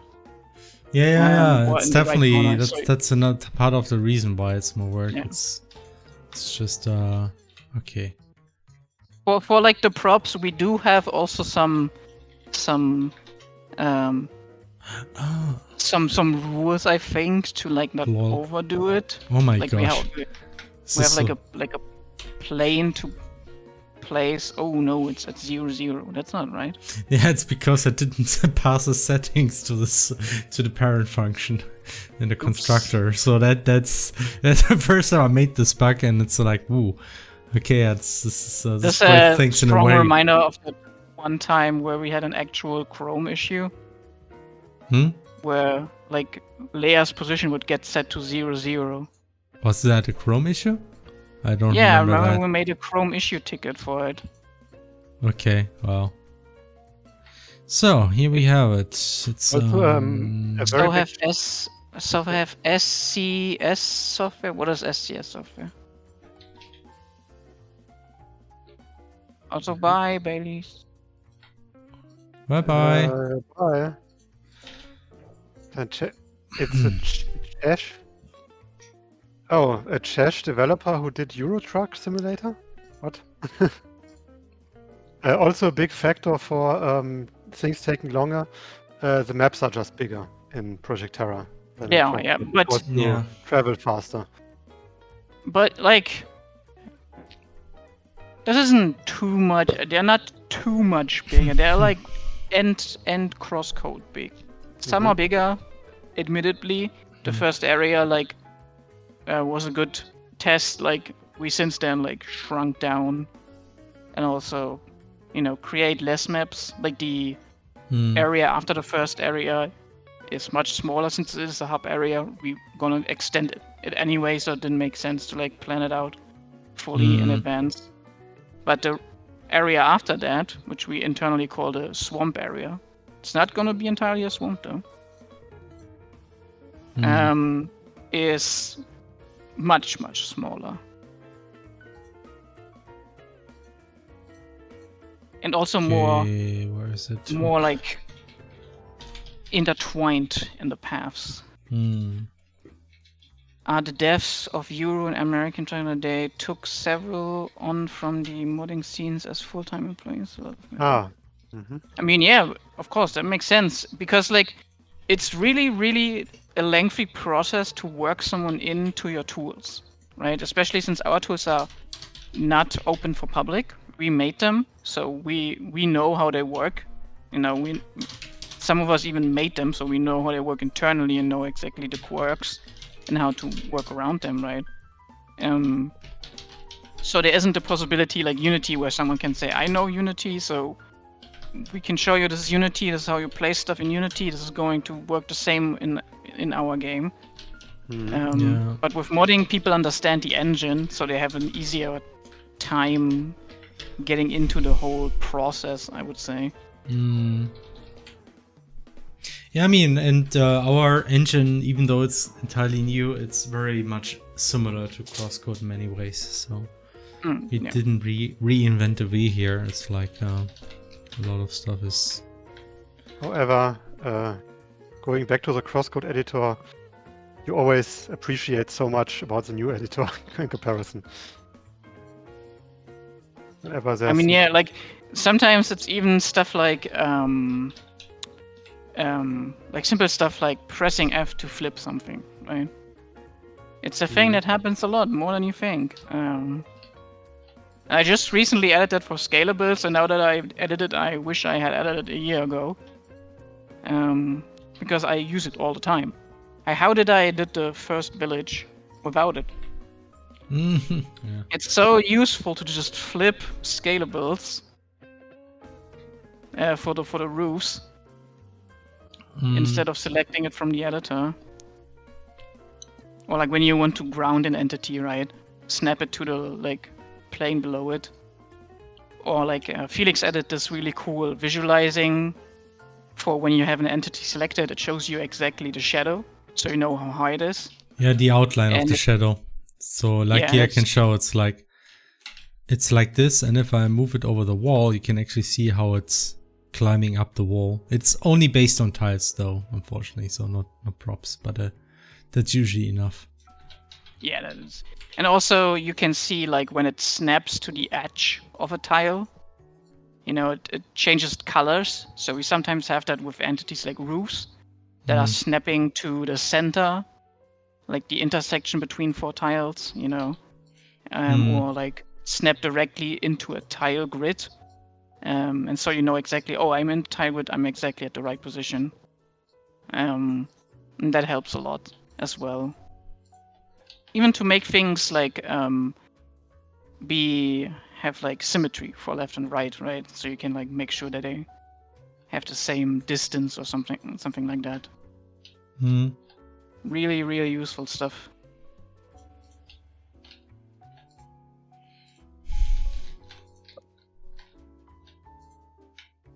I did modding without an editor to begin with. Yeah, that's just crazy. That's crazy. I tell you what. Plot fill is also very useful. Oh yeah. I remember CrossCode still had just like naive fill, right? Oh, what? A naive fill algorithm where it just went over every... Like recursively or what? Recursively, yeah. It was a recursive fill, and then for this game we had a flood fill. Which I appreciate, because if you work on big maps, sometimes accidentally I press F and there's still like a little thing open. In CrossCode, that would usually mean I have to wait a couple of seconds. Where here it is much faster because it's a flood fill.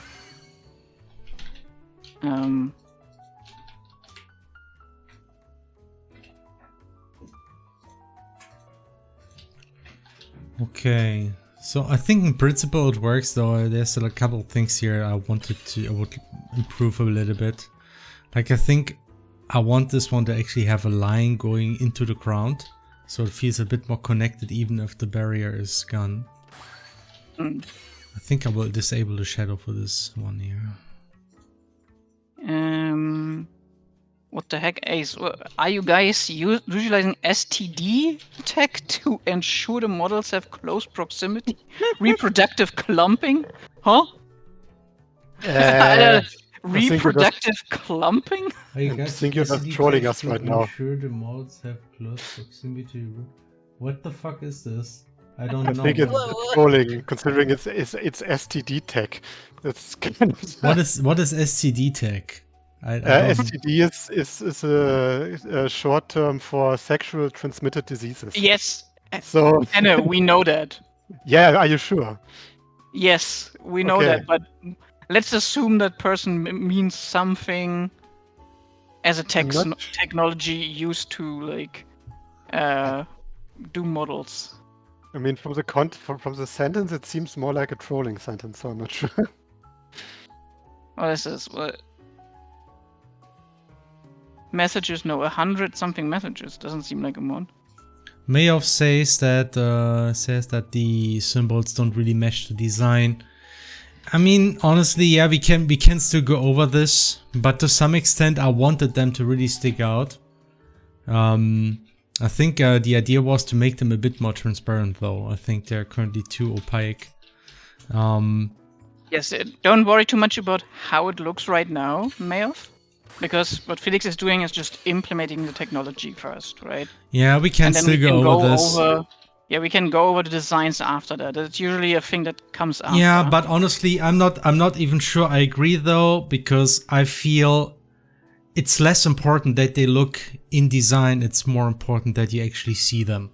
Because if it's designed too much like the other elements, you will not notice them. So these things, like, they are supposed to stick out. So they might look a bit hut-like, but I think that's something worthwhile. Though I think something I would probably avoid is like they do look a little bit too flat. I would add like a little bit of shading there. Maybe some animation to kind of like make them look like a little bit more, I don't know, like there's like it's an object, not just a symbol. But it had like the whole idea is they need to really look different. You could even make it so that when it's active, it's more shiny and duller if it's inactive. So it's if it's more like a HUD something... element should move with the game object's idle animation. I mean, this one is moving all over the place. Like you could argue it's moving with this one. So I don't really see like, okay, I mean like for instance something I could do is simply say it's, oh gosh, then what's happening? I could make it stick to the that thing. That would be easily doable. I just need to tweak the animation. But this is again May of the like animation. What you're saying is again something that you know is more like a polish thing. Yeah. That comes after that, you know, like I didn't think like this. What Felix is doing now is the finished version of it. Like as I said, like it would be helpful if it, for instance, has a white outline, for instance, or like the double white outline when it's inactive, you know. Maybe the animation should be more synchronous with the other parts, sure. You know, would be more in sync here, obviously. It should not move with the idle animation. Yeah, but it's not a HUD element, Mayoff, right? It's not a HUD element. Is that the problem? Because you say it's like a HUD element should move. It is not a HUD element. Yeah, it's just it's supposed to be part of the design, but it's supposed to be like strikingly different. I think the problem is that it does look too much like a HUD element right now. Yeah, we can fix that. Yeah, then I still think it doesn't because like it has a black background, a white outline, but our HUD elements are usually yellowish outlines, brown background. Yeah. Well, I think I prefer it this way. Actually, that it moves a bit more in sync with this one. Yeah, yeah.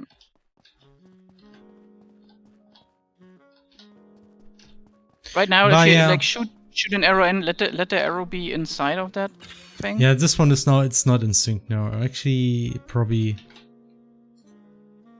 just need to... Yeah, for instance, the currently you could make it that the active state, like when the thing is in, only then the floaty bits start floating. Otherwise, they're more inactive. For instance, I don't know.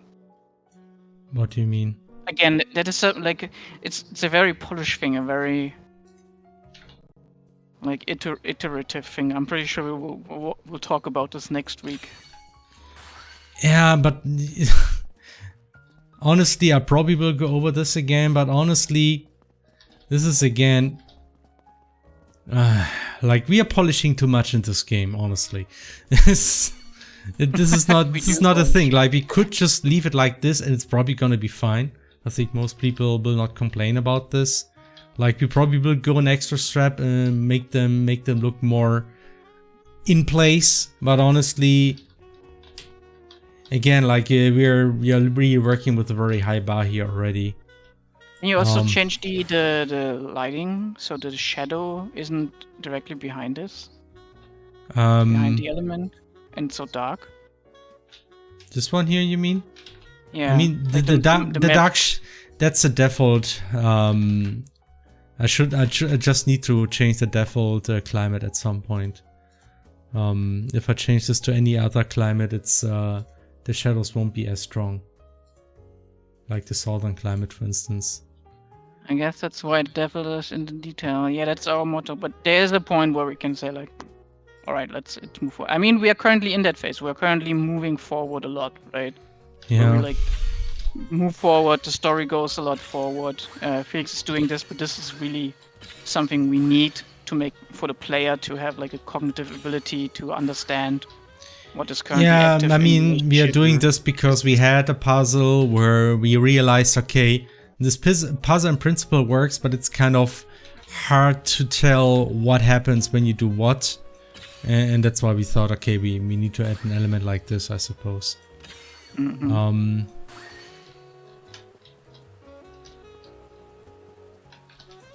Otherwise, you can actually now finish the first dungeon, right? As we said in the blog post. Yeah.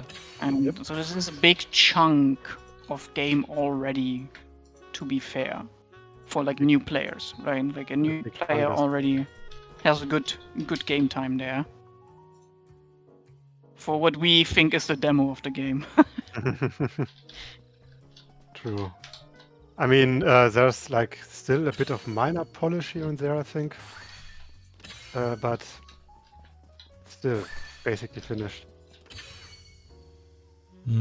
I think there's still this one challenge battle missing, right? What is it?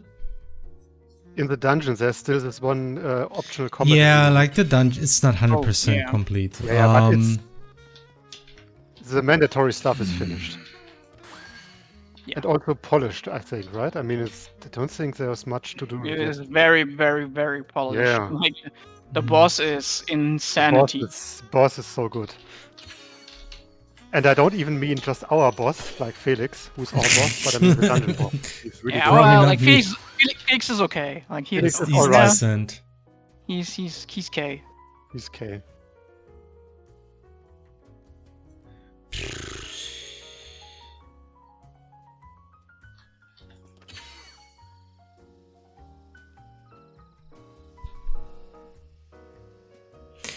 Maybe making Simbots claw or yeah, I still plan to do that, though. I don't think, I mean, I can work on that now too.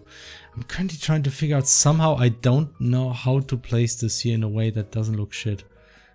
You mean when it's active, when the finger's down?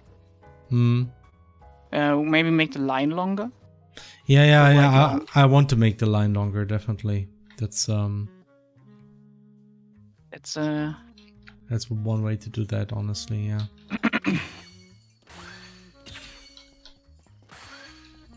Something that also we added, which is a little bit of polish, but I think it enhances the game so much, is when you shoot or like use your weapon now, you can see that it actually stays in place where you leave it. Yeah, that's something I And implemented it in the fades hospital. away.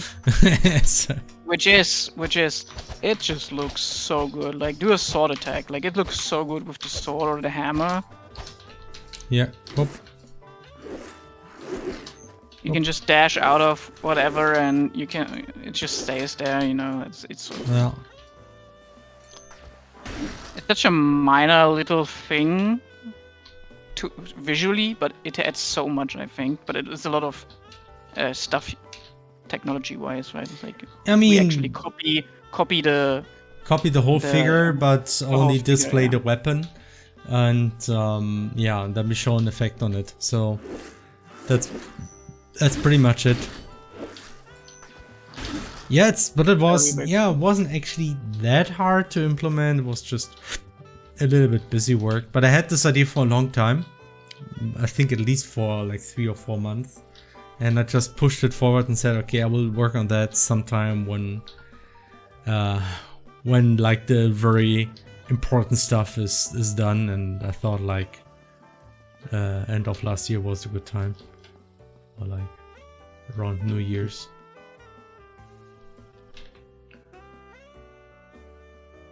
Oh, Flora is here. Hi. Laura, We hello. also subscribed. Nice. Laura subscribed. Yeah. God, it's so. Any news you can share about the music or sound design for AD?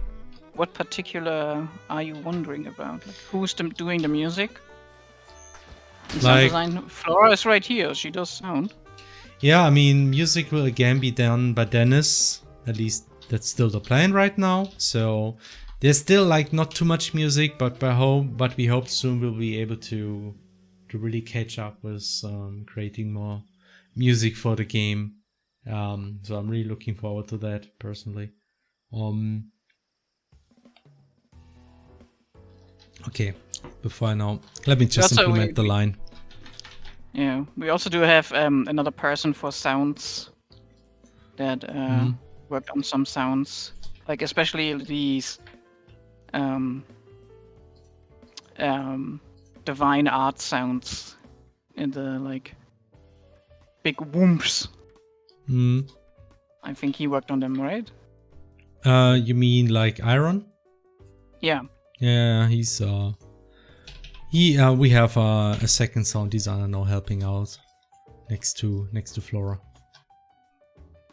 And yeah, he did a lot of cool stuff already. I mean, he was also part in Crosscode, like actually here. Yeah, you did also like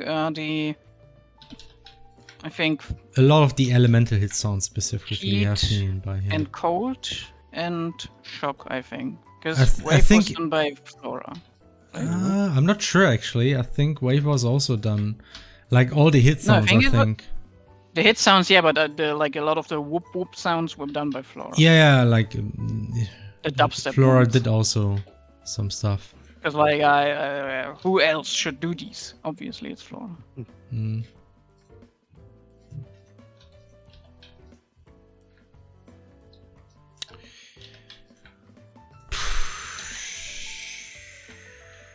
And when it comes to like sound design, I mean, we'll go with what we had for Crosscode. There's a couple of things we enhanced, like characters have now different beep sounds, for instance, and the beep sounds can like make like tilt upwards when the character asks or makes an exclamation, or like when it's a question, like doodle-doo, Yeah, you know, yeah. it does a little like up pitch.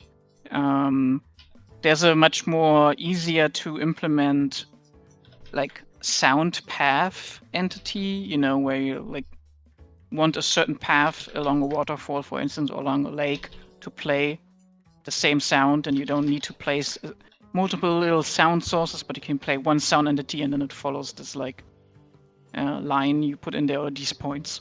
Mm.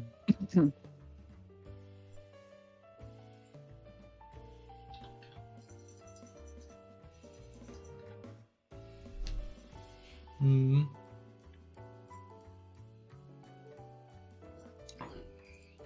thinking what else we have.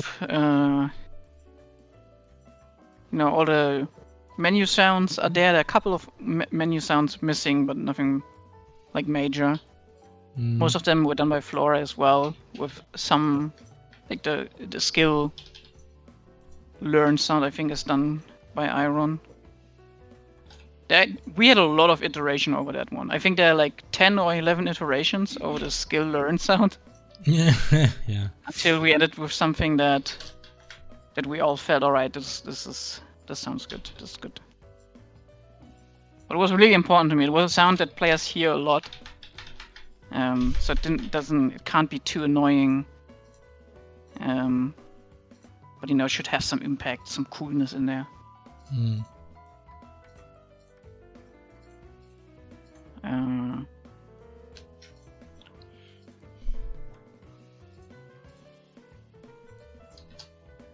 What else do we have? Obviously different weapon sounds, for the hammer, the sword.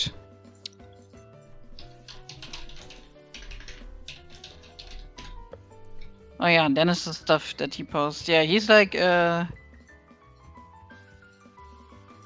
he's been like studying a lot, right? Which has obviously been occupying him. Yeah. He's been studying music in Japan. But he's actually about to be finished with his studies, and that's again why I hope he will soon have more time to compose music for us.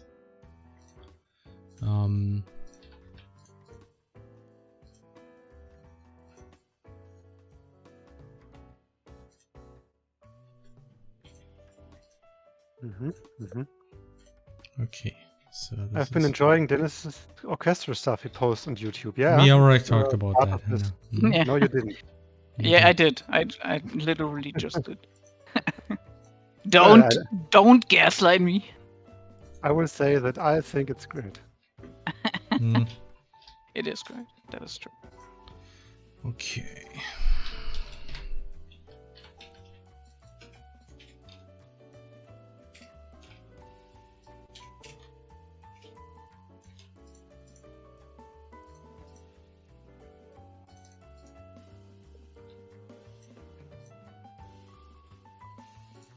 Okay, this is like probably the easiest entity ever. Yeah, like do like simple first, like if that works then it's fine, I think.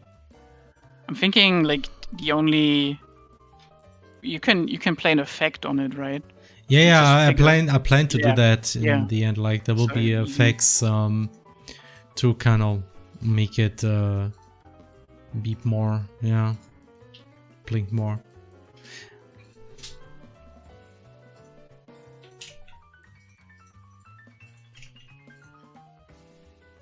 So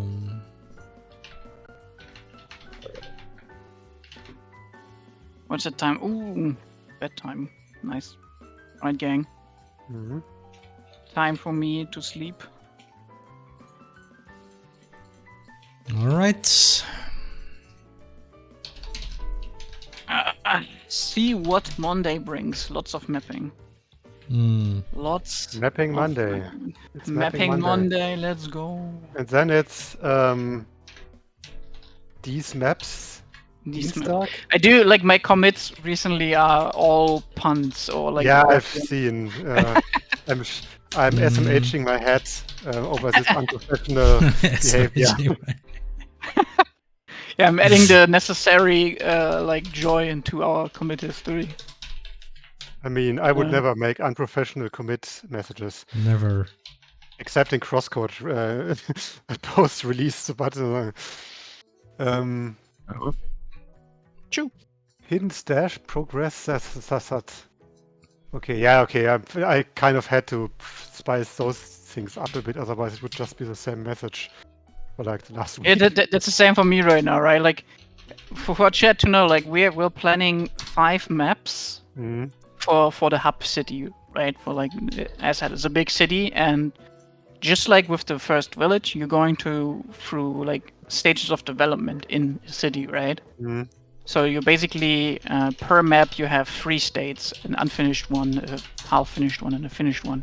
and then we're probably gonna add more on top of that, depending on Are we what spoiling like things right sub now? quests you have. What? Are we spoiling things right now? I'm not sure if we actually. It's not really a spoiler. Like this is a important city, and we're probably gonna show it off at some Okay, point. yeah, that's true. And major theme of this game is like rebuilding communities. So you're gonna rebuild a community there, and like it's. Not going to say how it looks, but it's going to be cool. I gave it my best. There's some funny stuff in there. Going And to boy, have- does it take a long time to build ruins. It's yeah, actually more. It's faster to build this like how it should look in the end versus how it looks in the beginning. I mean, makes sense in a way. You have to plan how it's supposed to look, and then you have to like ruin it in a way. With Yeah. mapping it. This is usually how I do it. Like I have these like building blocks that are just colored blocks, and then I place them, and then I try to like And cut it out again. And also, if you build like buildings, you have more like rigid and like whole structures. And if you make ruins, then you have to put like all those very unplanned holes in them and stuff like that. And that's all The the work. holes, the like broken pieces, Yeah. rubble, stuff like that. Yeah, the it way, comes. I have a nice commit message here. Misk, Miner Felix, Upsi Wupsi, Fucky Wucky, Bracket Uwu. What the heck? It was You're just saying what? Nah, it was just a thing, and Felix was just has forgotten a bracket somewhere, and I just fixed it real quick because it was crashing the thing. Mm. So we had like a really silly message. I understand. Hello, Hello and greetings. greetings to Luxon from Germany. And you are still the legend of RPG Maker 2K times to me by All right. Master Gregor. Hello. That was me back then. And You were the master of RPG Maker, yes. he was the master.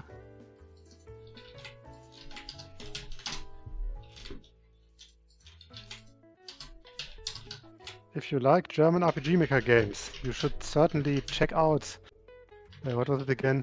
Dead of Darkness on Steam, because it's by the Dreamland guy and Destroy the Postbote guy. Dead of Darkness. Dead of Darkness. It has such an amazing name. I mean, I've seen that game like some months ago already, and even back then I was like, man, this name is amazing.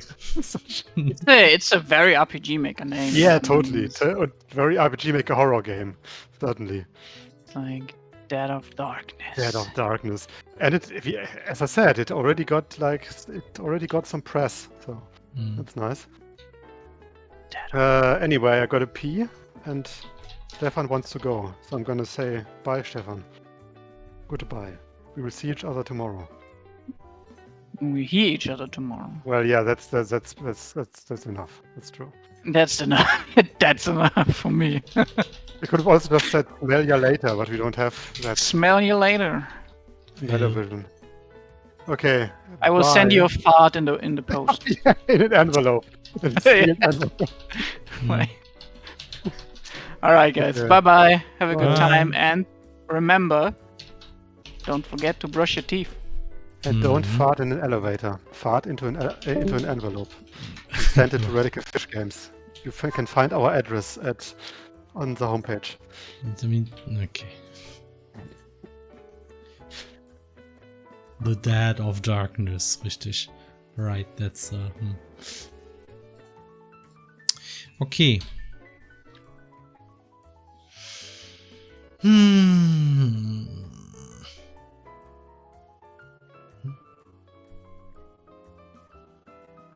Is there a chance we will ever see a remake of Hazabor? I have to say it's rather unlikely at this point.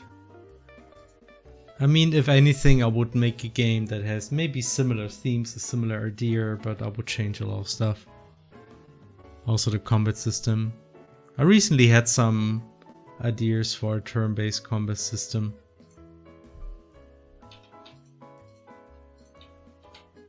Yeah. Which was, well, distracted me for some time. Whoa, why is this? Oh, yeah.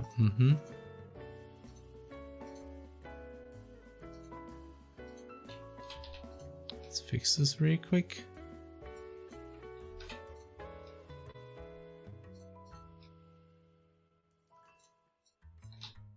Okay. So. Yeah, it's better. Nice. Okay. Yeah, I think that helps already. Oh, this is perfect actually in terms of fight. Nice.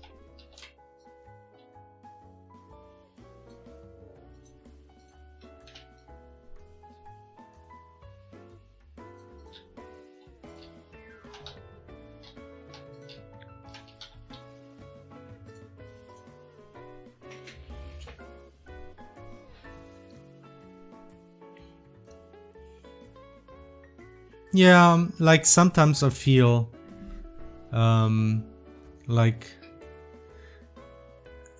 yeah, sometimes I feel kind of like the urge of trying something turn-based again sometime. Though I think it will be like there's like some ideas I had about trying something a bit new.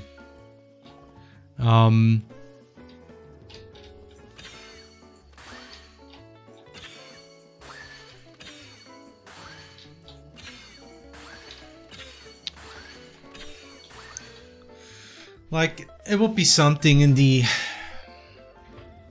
kind of like the Grandeur combat system, which still feels like it had this cool aspect that essentially everything was running in parallel in this game. Like when an enemy was attacking, you were attacking, everything was running in parallel. And the funny thing is, once you manage to create a combat system like in Crosscode or Alabaster Dawn, it's really not that tricky to do combat attacks in parallel, because it's exactly what happens in an action combat system. So you're like, we already have like a technical foundation to make this work quite well. So it's really all about how attacks are started, and rather than just pressing a button, you have interfaces and you have ways to make multiple party members attack in parallel and all that. So like the funny thing about it is that it's not so much turn-based anymore, rather than it's actually kind of like a real-time combat system where you just prompt inputs for multiple party members, really. Kind of like, you know, Xenoblade. Would you call Xenoblade a turn-based combat system? It's also not really. So that's really something I'm curious about, kind of like making a combat system like that where... Oh, are you talking about the turn-based, yeah, not the FF13 system. In general, like, I'm not a big fan of doing combat systems where you essentially just control one character, which are designed about controlling one character and the rest is going... It's kind of like automated. So... Like, I think in practice what I have in mind would be somewhat a mix of the Grandeur combat system and like the Final Fantasy Remake Reverse combat system, but minus the action combat aspects. So I would really not have controllable characters where you can manually dodge attacks, and you will not be able to manually move around. It's really just all about inputting attacks with a good timing, changing targets, and maybe some idea of changing formations, stuff like that. Yeah, it's just thinking about stuff, honestly, and Alabaster Dawn will keep us busy for long enough, so there's really no point thinking too much about it right now. But you know, sometimes you just get distracted thinking about stuff like that.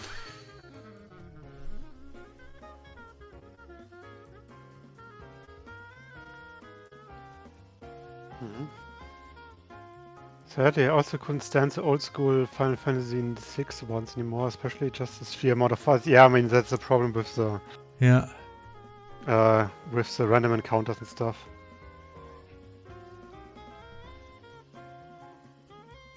Yep. Yeah.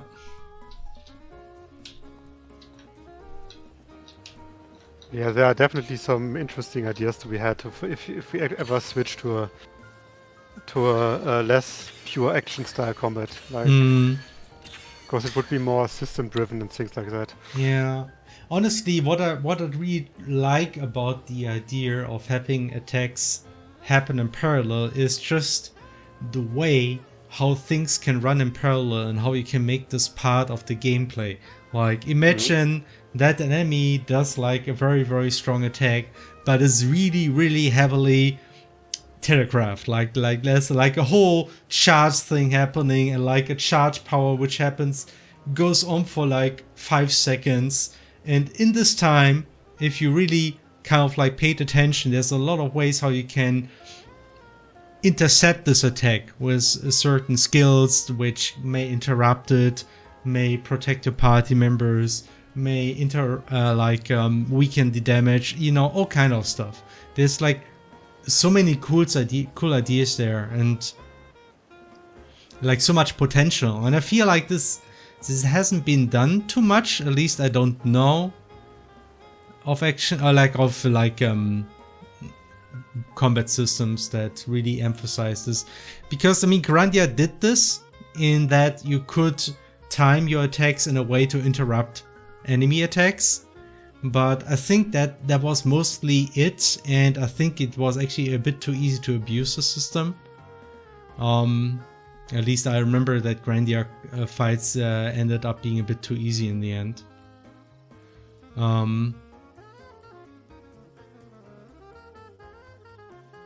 Grandia was so good. Yeah. Such a fun combat system. The only problem with Grandia always was that it was too easy, in my memory. Yeah. But I hear that the remakes gave you a more difficult difficulty setting, but I've never really played them. I mean, Lord Funky makes an interesting comment, like, what made Phasabos unique was the variety and mysterious story. The prison arc was such a change in gameplay style, with the grind inside the mine, or the escape sequence from the father in the forest with MGS style sneaking. I mean, to be perfectly frank, you know, like this one Vermilion Wasteland chapter in Crosscode was very much inspired by these sections in Velzabor, because it also had like the sneaking sequence. It also had you know, you being imprisoned somewhere, like suddenly the game felt very different. Obviously it didn't have the mind though. That was like again, that ended up being too much at this point. Yeah, I mean, we didn't really want to have that many extra systems for stuff. Yeah, the thing is, the nice thing about Velzabor was really like, it was a hobby project. So I took my time. I didn't feel, you know, bound by getting something done. So I did just whatever. And that's also part of why the project was cancelled, because it ended up being just too much.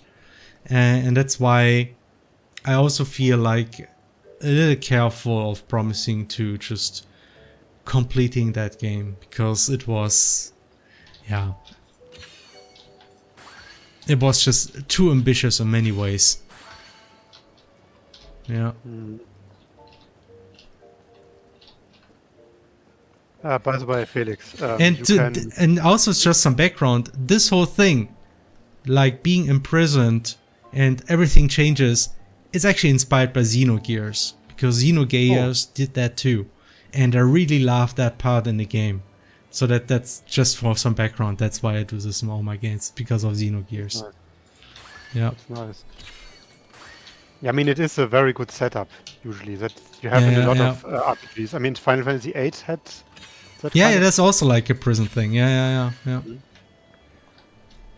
And then there was, of course, famous, popular, many seasons running shows, Prison Break, where they broke out of prison at some point, I assume, but then they were in another prison, because otherwise it wouldn't be Prison Break.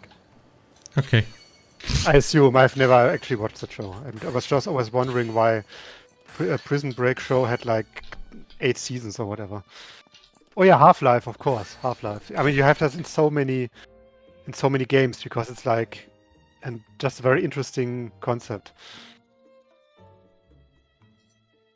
I hear there's also a game called A Way Out, where it is about finding a way out of a prison. Is it? Okay. Is it? Yeah. It's a very popular streamer game. That's why most people know it, I think. I just want to say something. Oh yeah, by the way, Felix, you can breathe easily again. Apparently TikTok is soon free again. Ooh. Yay, okay. All very nice nonsense. Anyway, yeah,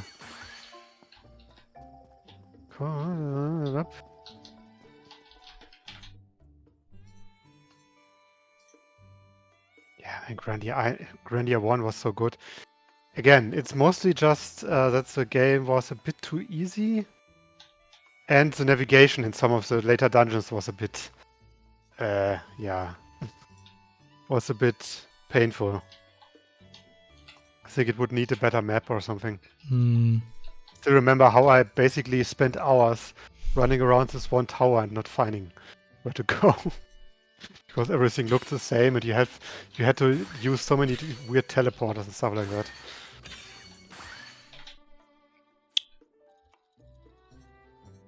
Okay, maybe I can try to implement this here in this map where it's actually used and see if I can make this work.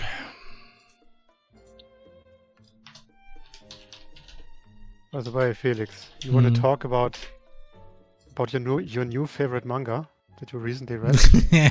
Gosh, my new favorite manga. I read Versus, yeah. Oh man, why did you read it? Somebody gave it to me. I don't know why. I thought it would certainly be exactly your taste, and I was correct. Yeah, exactly my taste. Frick! Oh my gosh, eh. Oh, hey, Celio. Hi.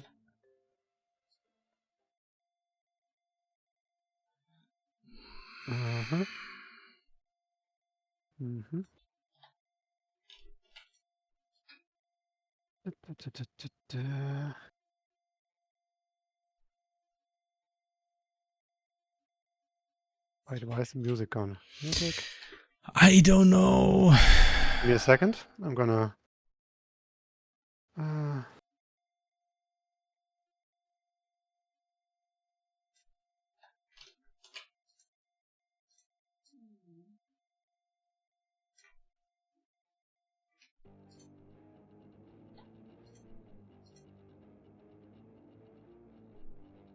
Yeah.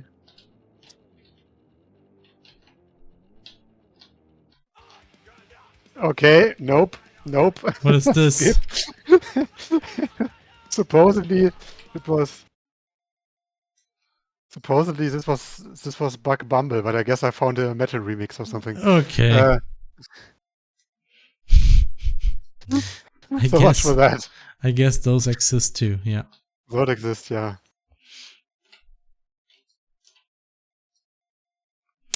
Man.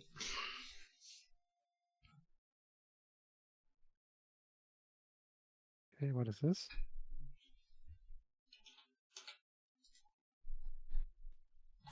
I'm not really happy with this. Jeez, what do I do?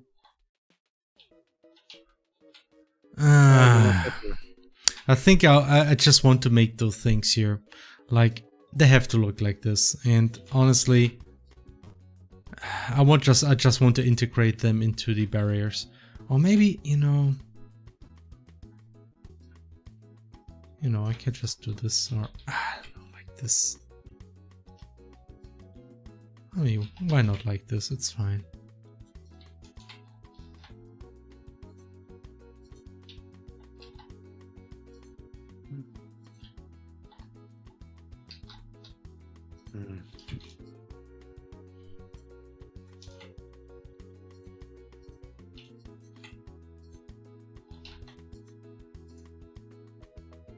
Oh, here's one application where it's nice to have a separate entity because, all of these things.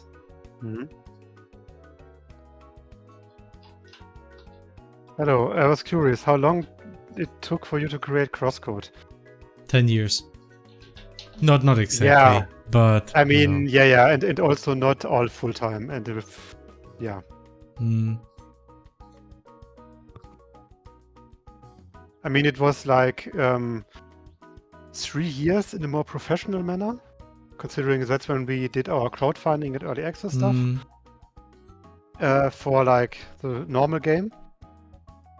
And then like, when did the DLC come out? 2020 or 2021? Always forget. I think it was 2020, right? Crosscode. I think it was 2021. 21, yeah, right. But it was the very beginning of 21. Mm. So it was like 2.5 years afterwards.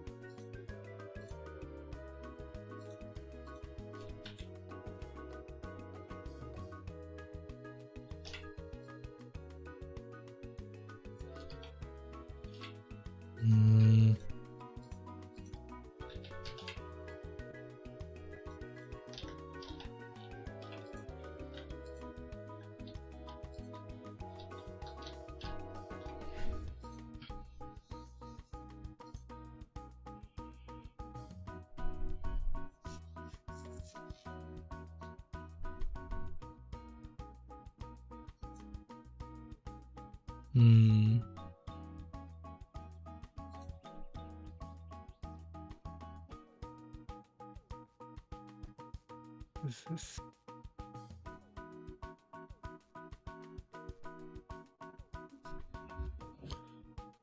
weird fart noises in the music, okay.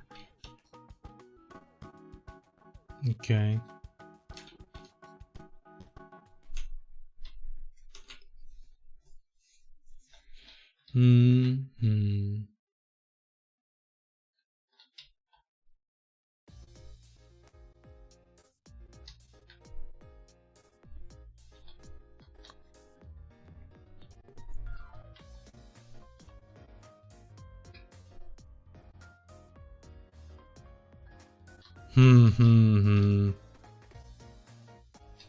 Yeah, I'm still not sure about this. I think I may try something else here sometime. Oh cool, I just broke the game. Oh yeah. Yay. Okay, let me Yay. save this quickly. Oh, I can't. Great. This sucks.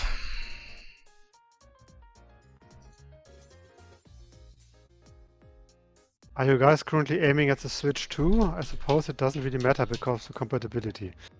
I mean, the Switch 2 would certainly make some things easier, I assume. I mean, it's like depending on how things go, maybe Alabaster Dome will only be Switch 2. Like, because, you know, or like, optimization. Yeah, how well we actually get things optimized.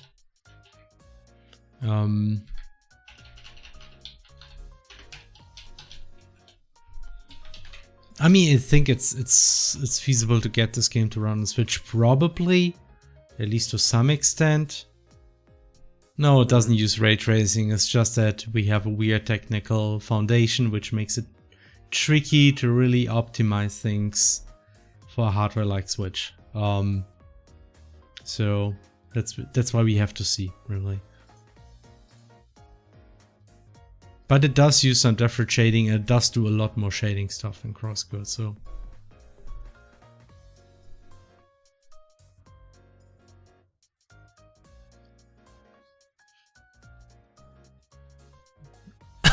Yeah, I mean, when it comes out, will be like maybe a couple years after the Switch 2 release, and we'll see if the audience is really such a striking difference then.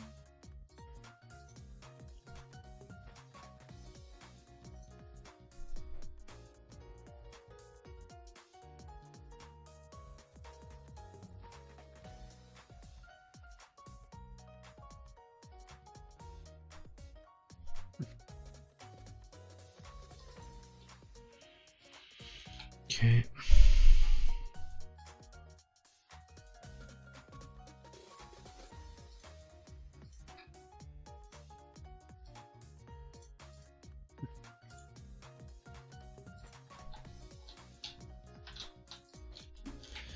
Hmm.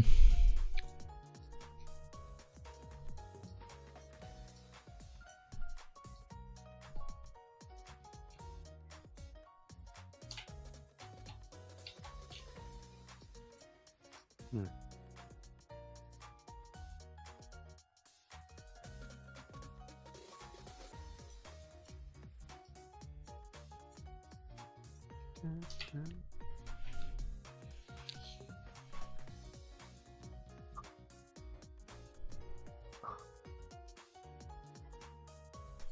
Mhm. Mm-hmm. Mhm. By the way, how's the baby? The baby's doing fine. Nice. I think, yeah, the baby started to, I mean, just baby crawls more than it used to, so that's good. Mhm. Maybe can even sit up sometimes, so that's Oh in my, progress. That's more than I can do at times. Okay, that's impressive, man. in a way. My favorite bosses from Crosscode use the terrain walls for ricocheting and jumping to your advantage. Use the...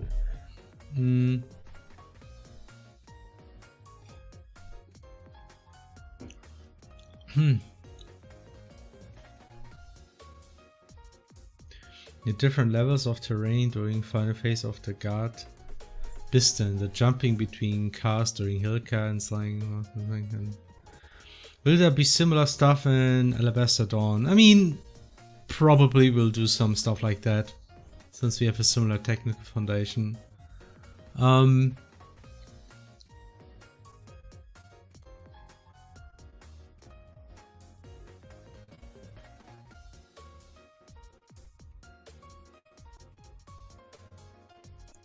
On topic of the switch port, wasn't there a really interesting translation layer a guy from Dexerson made? Did he made that public yet? I remember hearing something about that. I mean, the same guy actually will do the port for Alabaster Dawn. So he will use something similar for Alabaster Dawn to get it to run on all kind of consoles. What the fuck is this, Anna? Maybe a bit too. I didn't really expect this to be so. Okay. Some Limbus battle theme, but I didn't Okay. expect it to be one of the more alarming ones. Mm-hmm.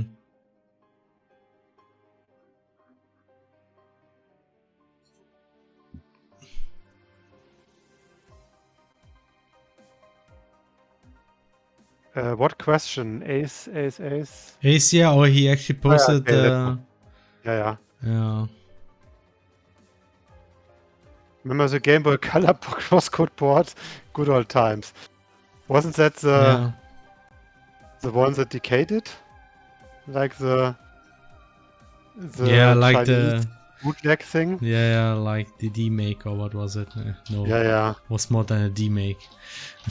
So, It's still up on itch, by the way. yeah.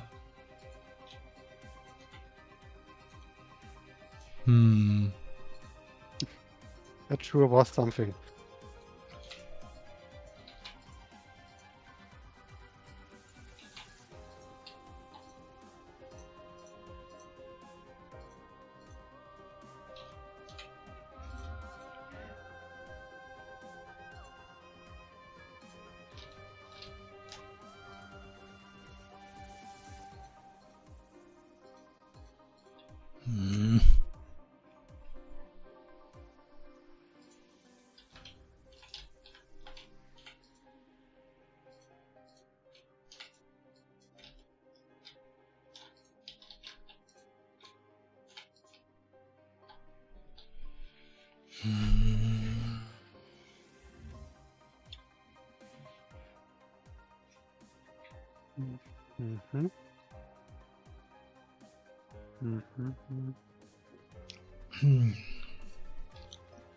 Well, happy coding to you guys. I've still yet to complete crosscode. Have a good night, everyone. Bye Have bye. fun with the completion. Don't forget to give a good review on Steam. Mm-hmm. No, I don't. Yeah, if you feel like it. It's not like we are very likely to get back the overwhelmingly positive Yeah. at this It's point. It's not gonna happen, I think. No, we're at 92 already. God damn it. It was for some time already. Really? Weren't we 93? I don't know, but I don't know. It has been like this for some time, I think. yeah, I haven't really been paying that much attention to it. Game is too puzzle heavy, I think.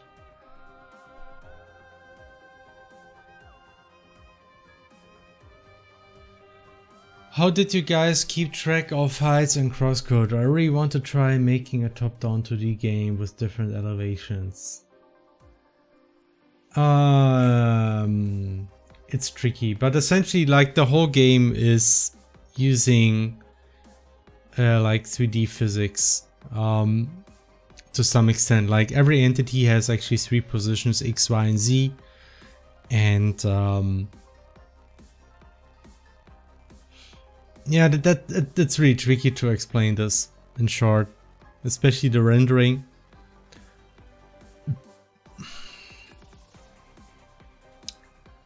I mean, I didn't regret, like, it was a challenge, definitely, and we mostly managed to do it fine, I think. What I mostly regret was trying to do it with Canvas 2D. Doing it with WebGL, I think, is a lot more feasible, even if you don't have a 3D optic like here in Alabaster Dawn. If you do, like, if you want to do any kind of top-down 2D game which has like a sophisticated dev, please use just WebGL and use the dev buffer, because it makes a lot of things easier. Doing it with Canvas 2D is just really tricky and it's just not worth it these days. And yeah, like the physics, like, you know, it's essentially just a whole lot of things you need to consider. You know, having 3-dimensional boxes collide is not that tricky, really. Like, the idea is that what we tend to do is we calculate Z movements and XY movements separately, and that we... Thank you. The dungeon looks good, apparently. I agree. And like, something you can do is like first move the entity up and down in Z coordinate, and then later you move them in X and Y coordinate. You don't have to do it at the same time.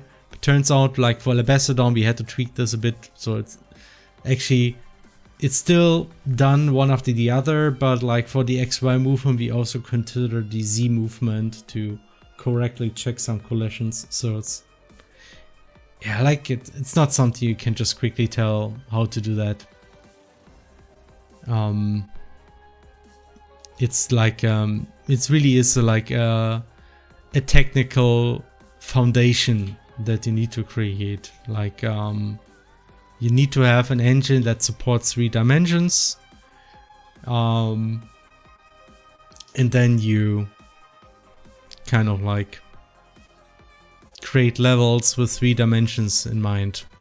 Really, it's not something I can easily answer, unfortunately.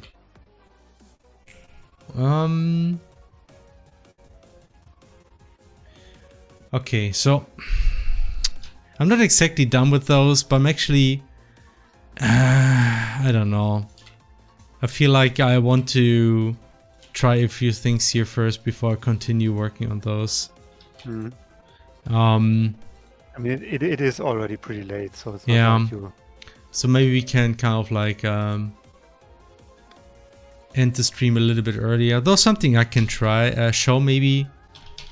So maybe people can see some new stuff about the game. Something we actually didn't show in the blog post and anything is like, I think we didn't show the auto shot attacks. Did we? Oh, right. I think we never did this. Right, you mentioned it at some point, but we kind of forgot to mention those. So now it's So- exclusive stream material. Okay, or maybe I can just... So you know that in Crosscode, Alabaster Dawn, you do have a lot of different combos You can do charge attacks, you can do these kind of things. So there's even like a backdash attack.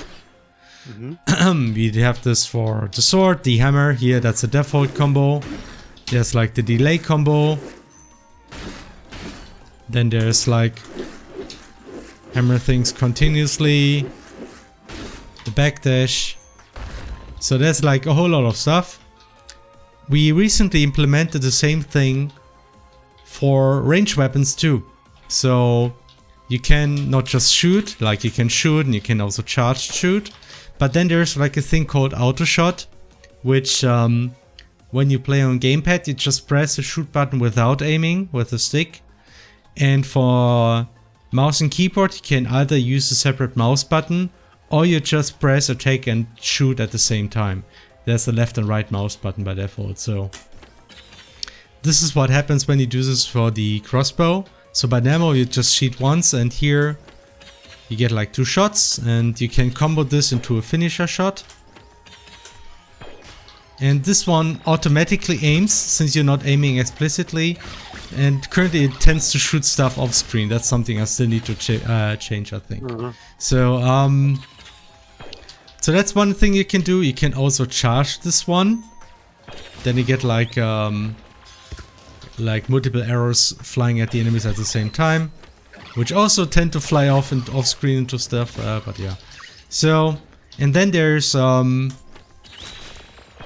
like a second hold attack where you essentially just once shooting you hold and then you just shoot in the air and stuff lays down. So that's the stuff you have for the crossbow. Nice. And now recently I implemented the same thing for the chakram, and the chakram is a little bit different in that you know, you can just shoot it, and you have a charge shot, which is chakram always comes back. That's the thing about the chakram. But the auto attacks are actually very different in that they are more melee based, so they're actually less about range. They're kind of like another sweep melee weapon. And now you might wonder, but why would I use that and not just a melee attack? Yeah, well, there are maybe gameplay reasons later. Aside from elemental stuff, not elemental. I mean, but, honestly, it just gives you another melee attack at the exposure, like a slash attack. Essentially, right, it's another slash weapon. There's also like we are thinking about implementing some incentive for why you would use all those different combos. Like we have some ideas, but in the end, it's also just about like having more variations. So it's just fun having more attack variations. So there's another attack here that I can show. It's you hold your attack once.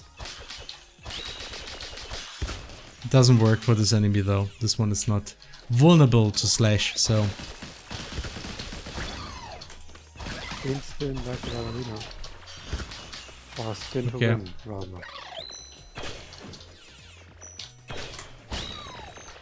Yeah, Flora, like the chakram I just implemented the last few days, so this one is very new. I haven't really used myself yet. Looks really nice. So.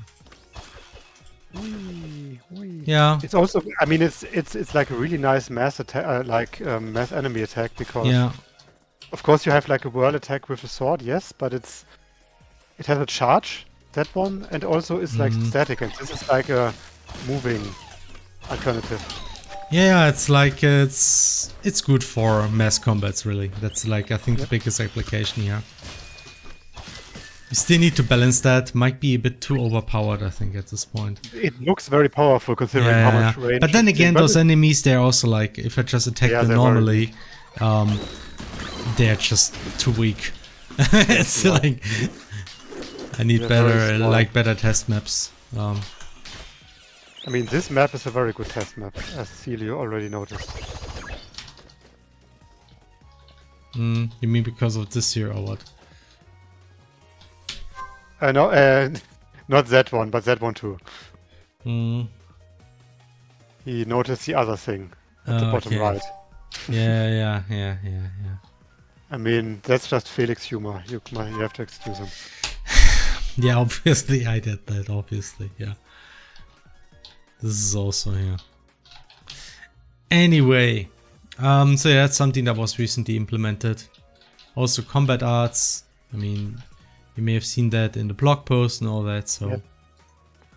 But yeah, combat arts are back. Maybe we can show them one more time.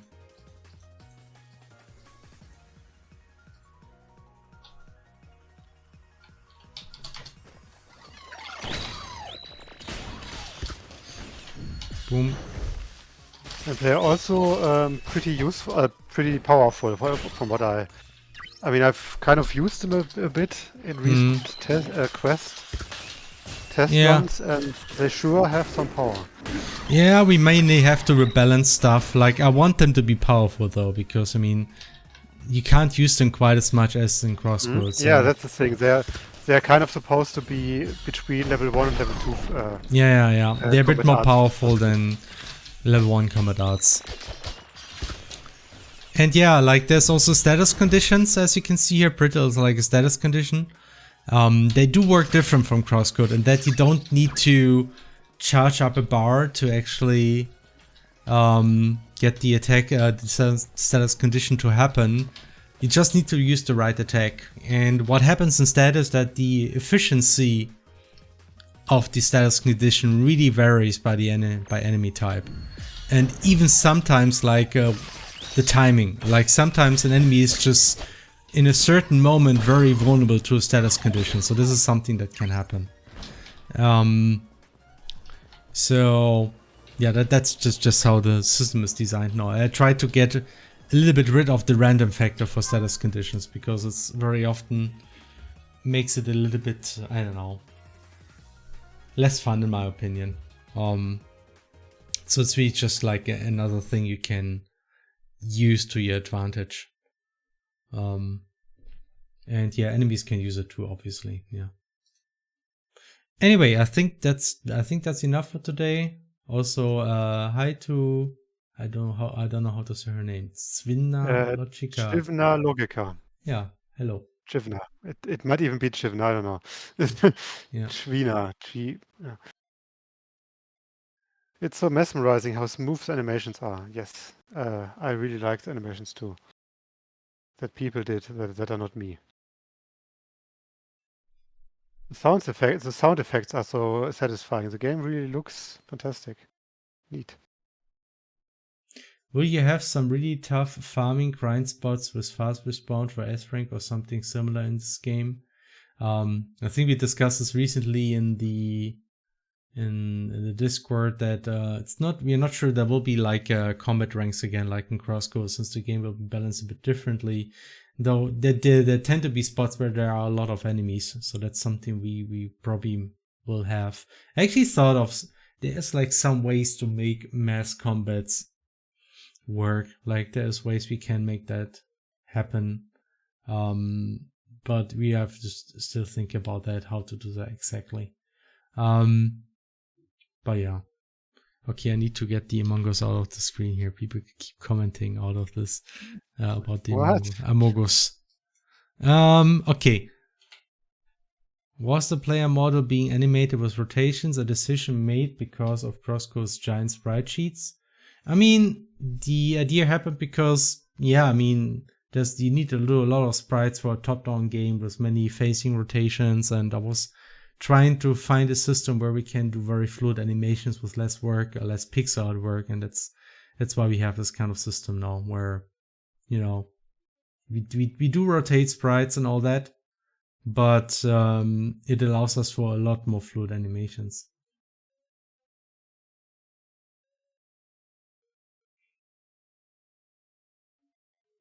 Anyway, I think it's time for me to wrap up the stream now.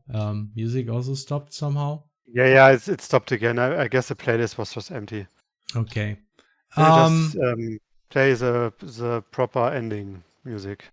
The proper ending music, the Seinfeld thing. Yeah, of course. It will definitely be the real one and not some nonsense. Yeah.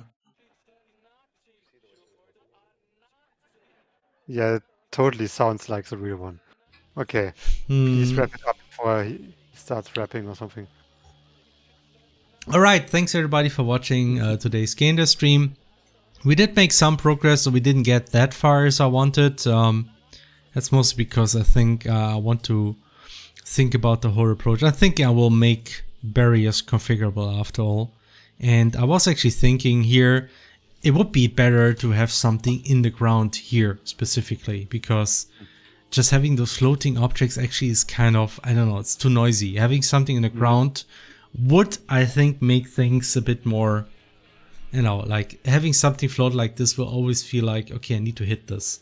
True. So I'm a little bit concerned here. So I might just change the approach a little bit here. But anyway, yeah, otherwise that's it for today. Thanks for watching, everyone, and thanks for asking questions. Yes. Yes, and also we will see each other again, maybe in February at some point, I guess. Hopefully next month when we do our next stream. Like we will Yeah. probably will not till- get a lot more streams per year, I think. Yeah, One and per month especially is February tends to be a bit busy and stuff. Till then, enjoy stuff, enjoy life. Follow us on Blue Sky. Blue Sky is yeah, we are awesome. on Blue Sky. Remember, we are on Blue Yeah. Sky. So, Yeah. And if yeah. you want to watch a stream, watch Nimi Nightmare on YouTube. She's very good. Okay. Thanks everybody for watching. Until next time, have a good evening or a good day. And until then, so bye bye. Bye. Fish.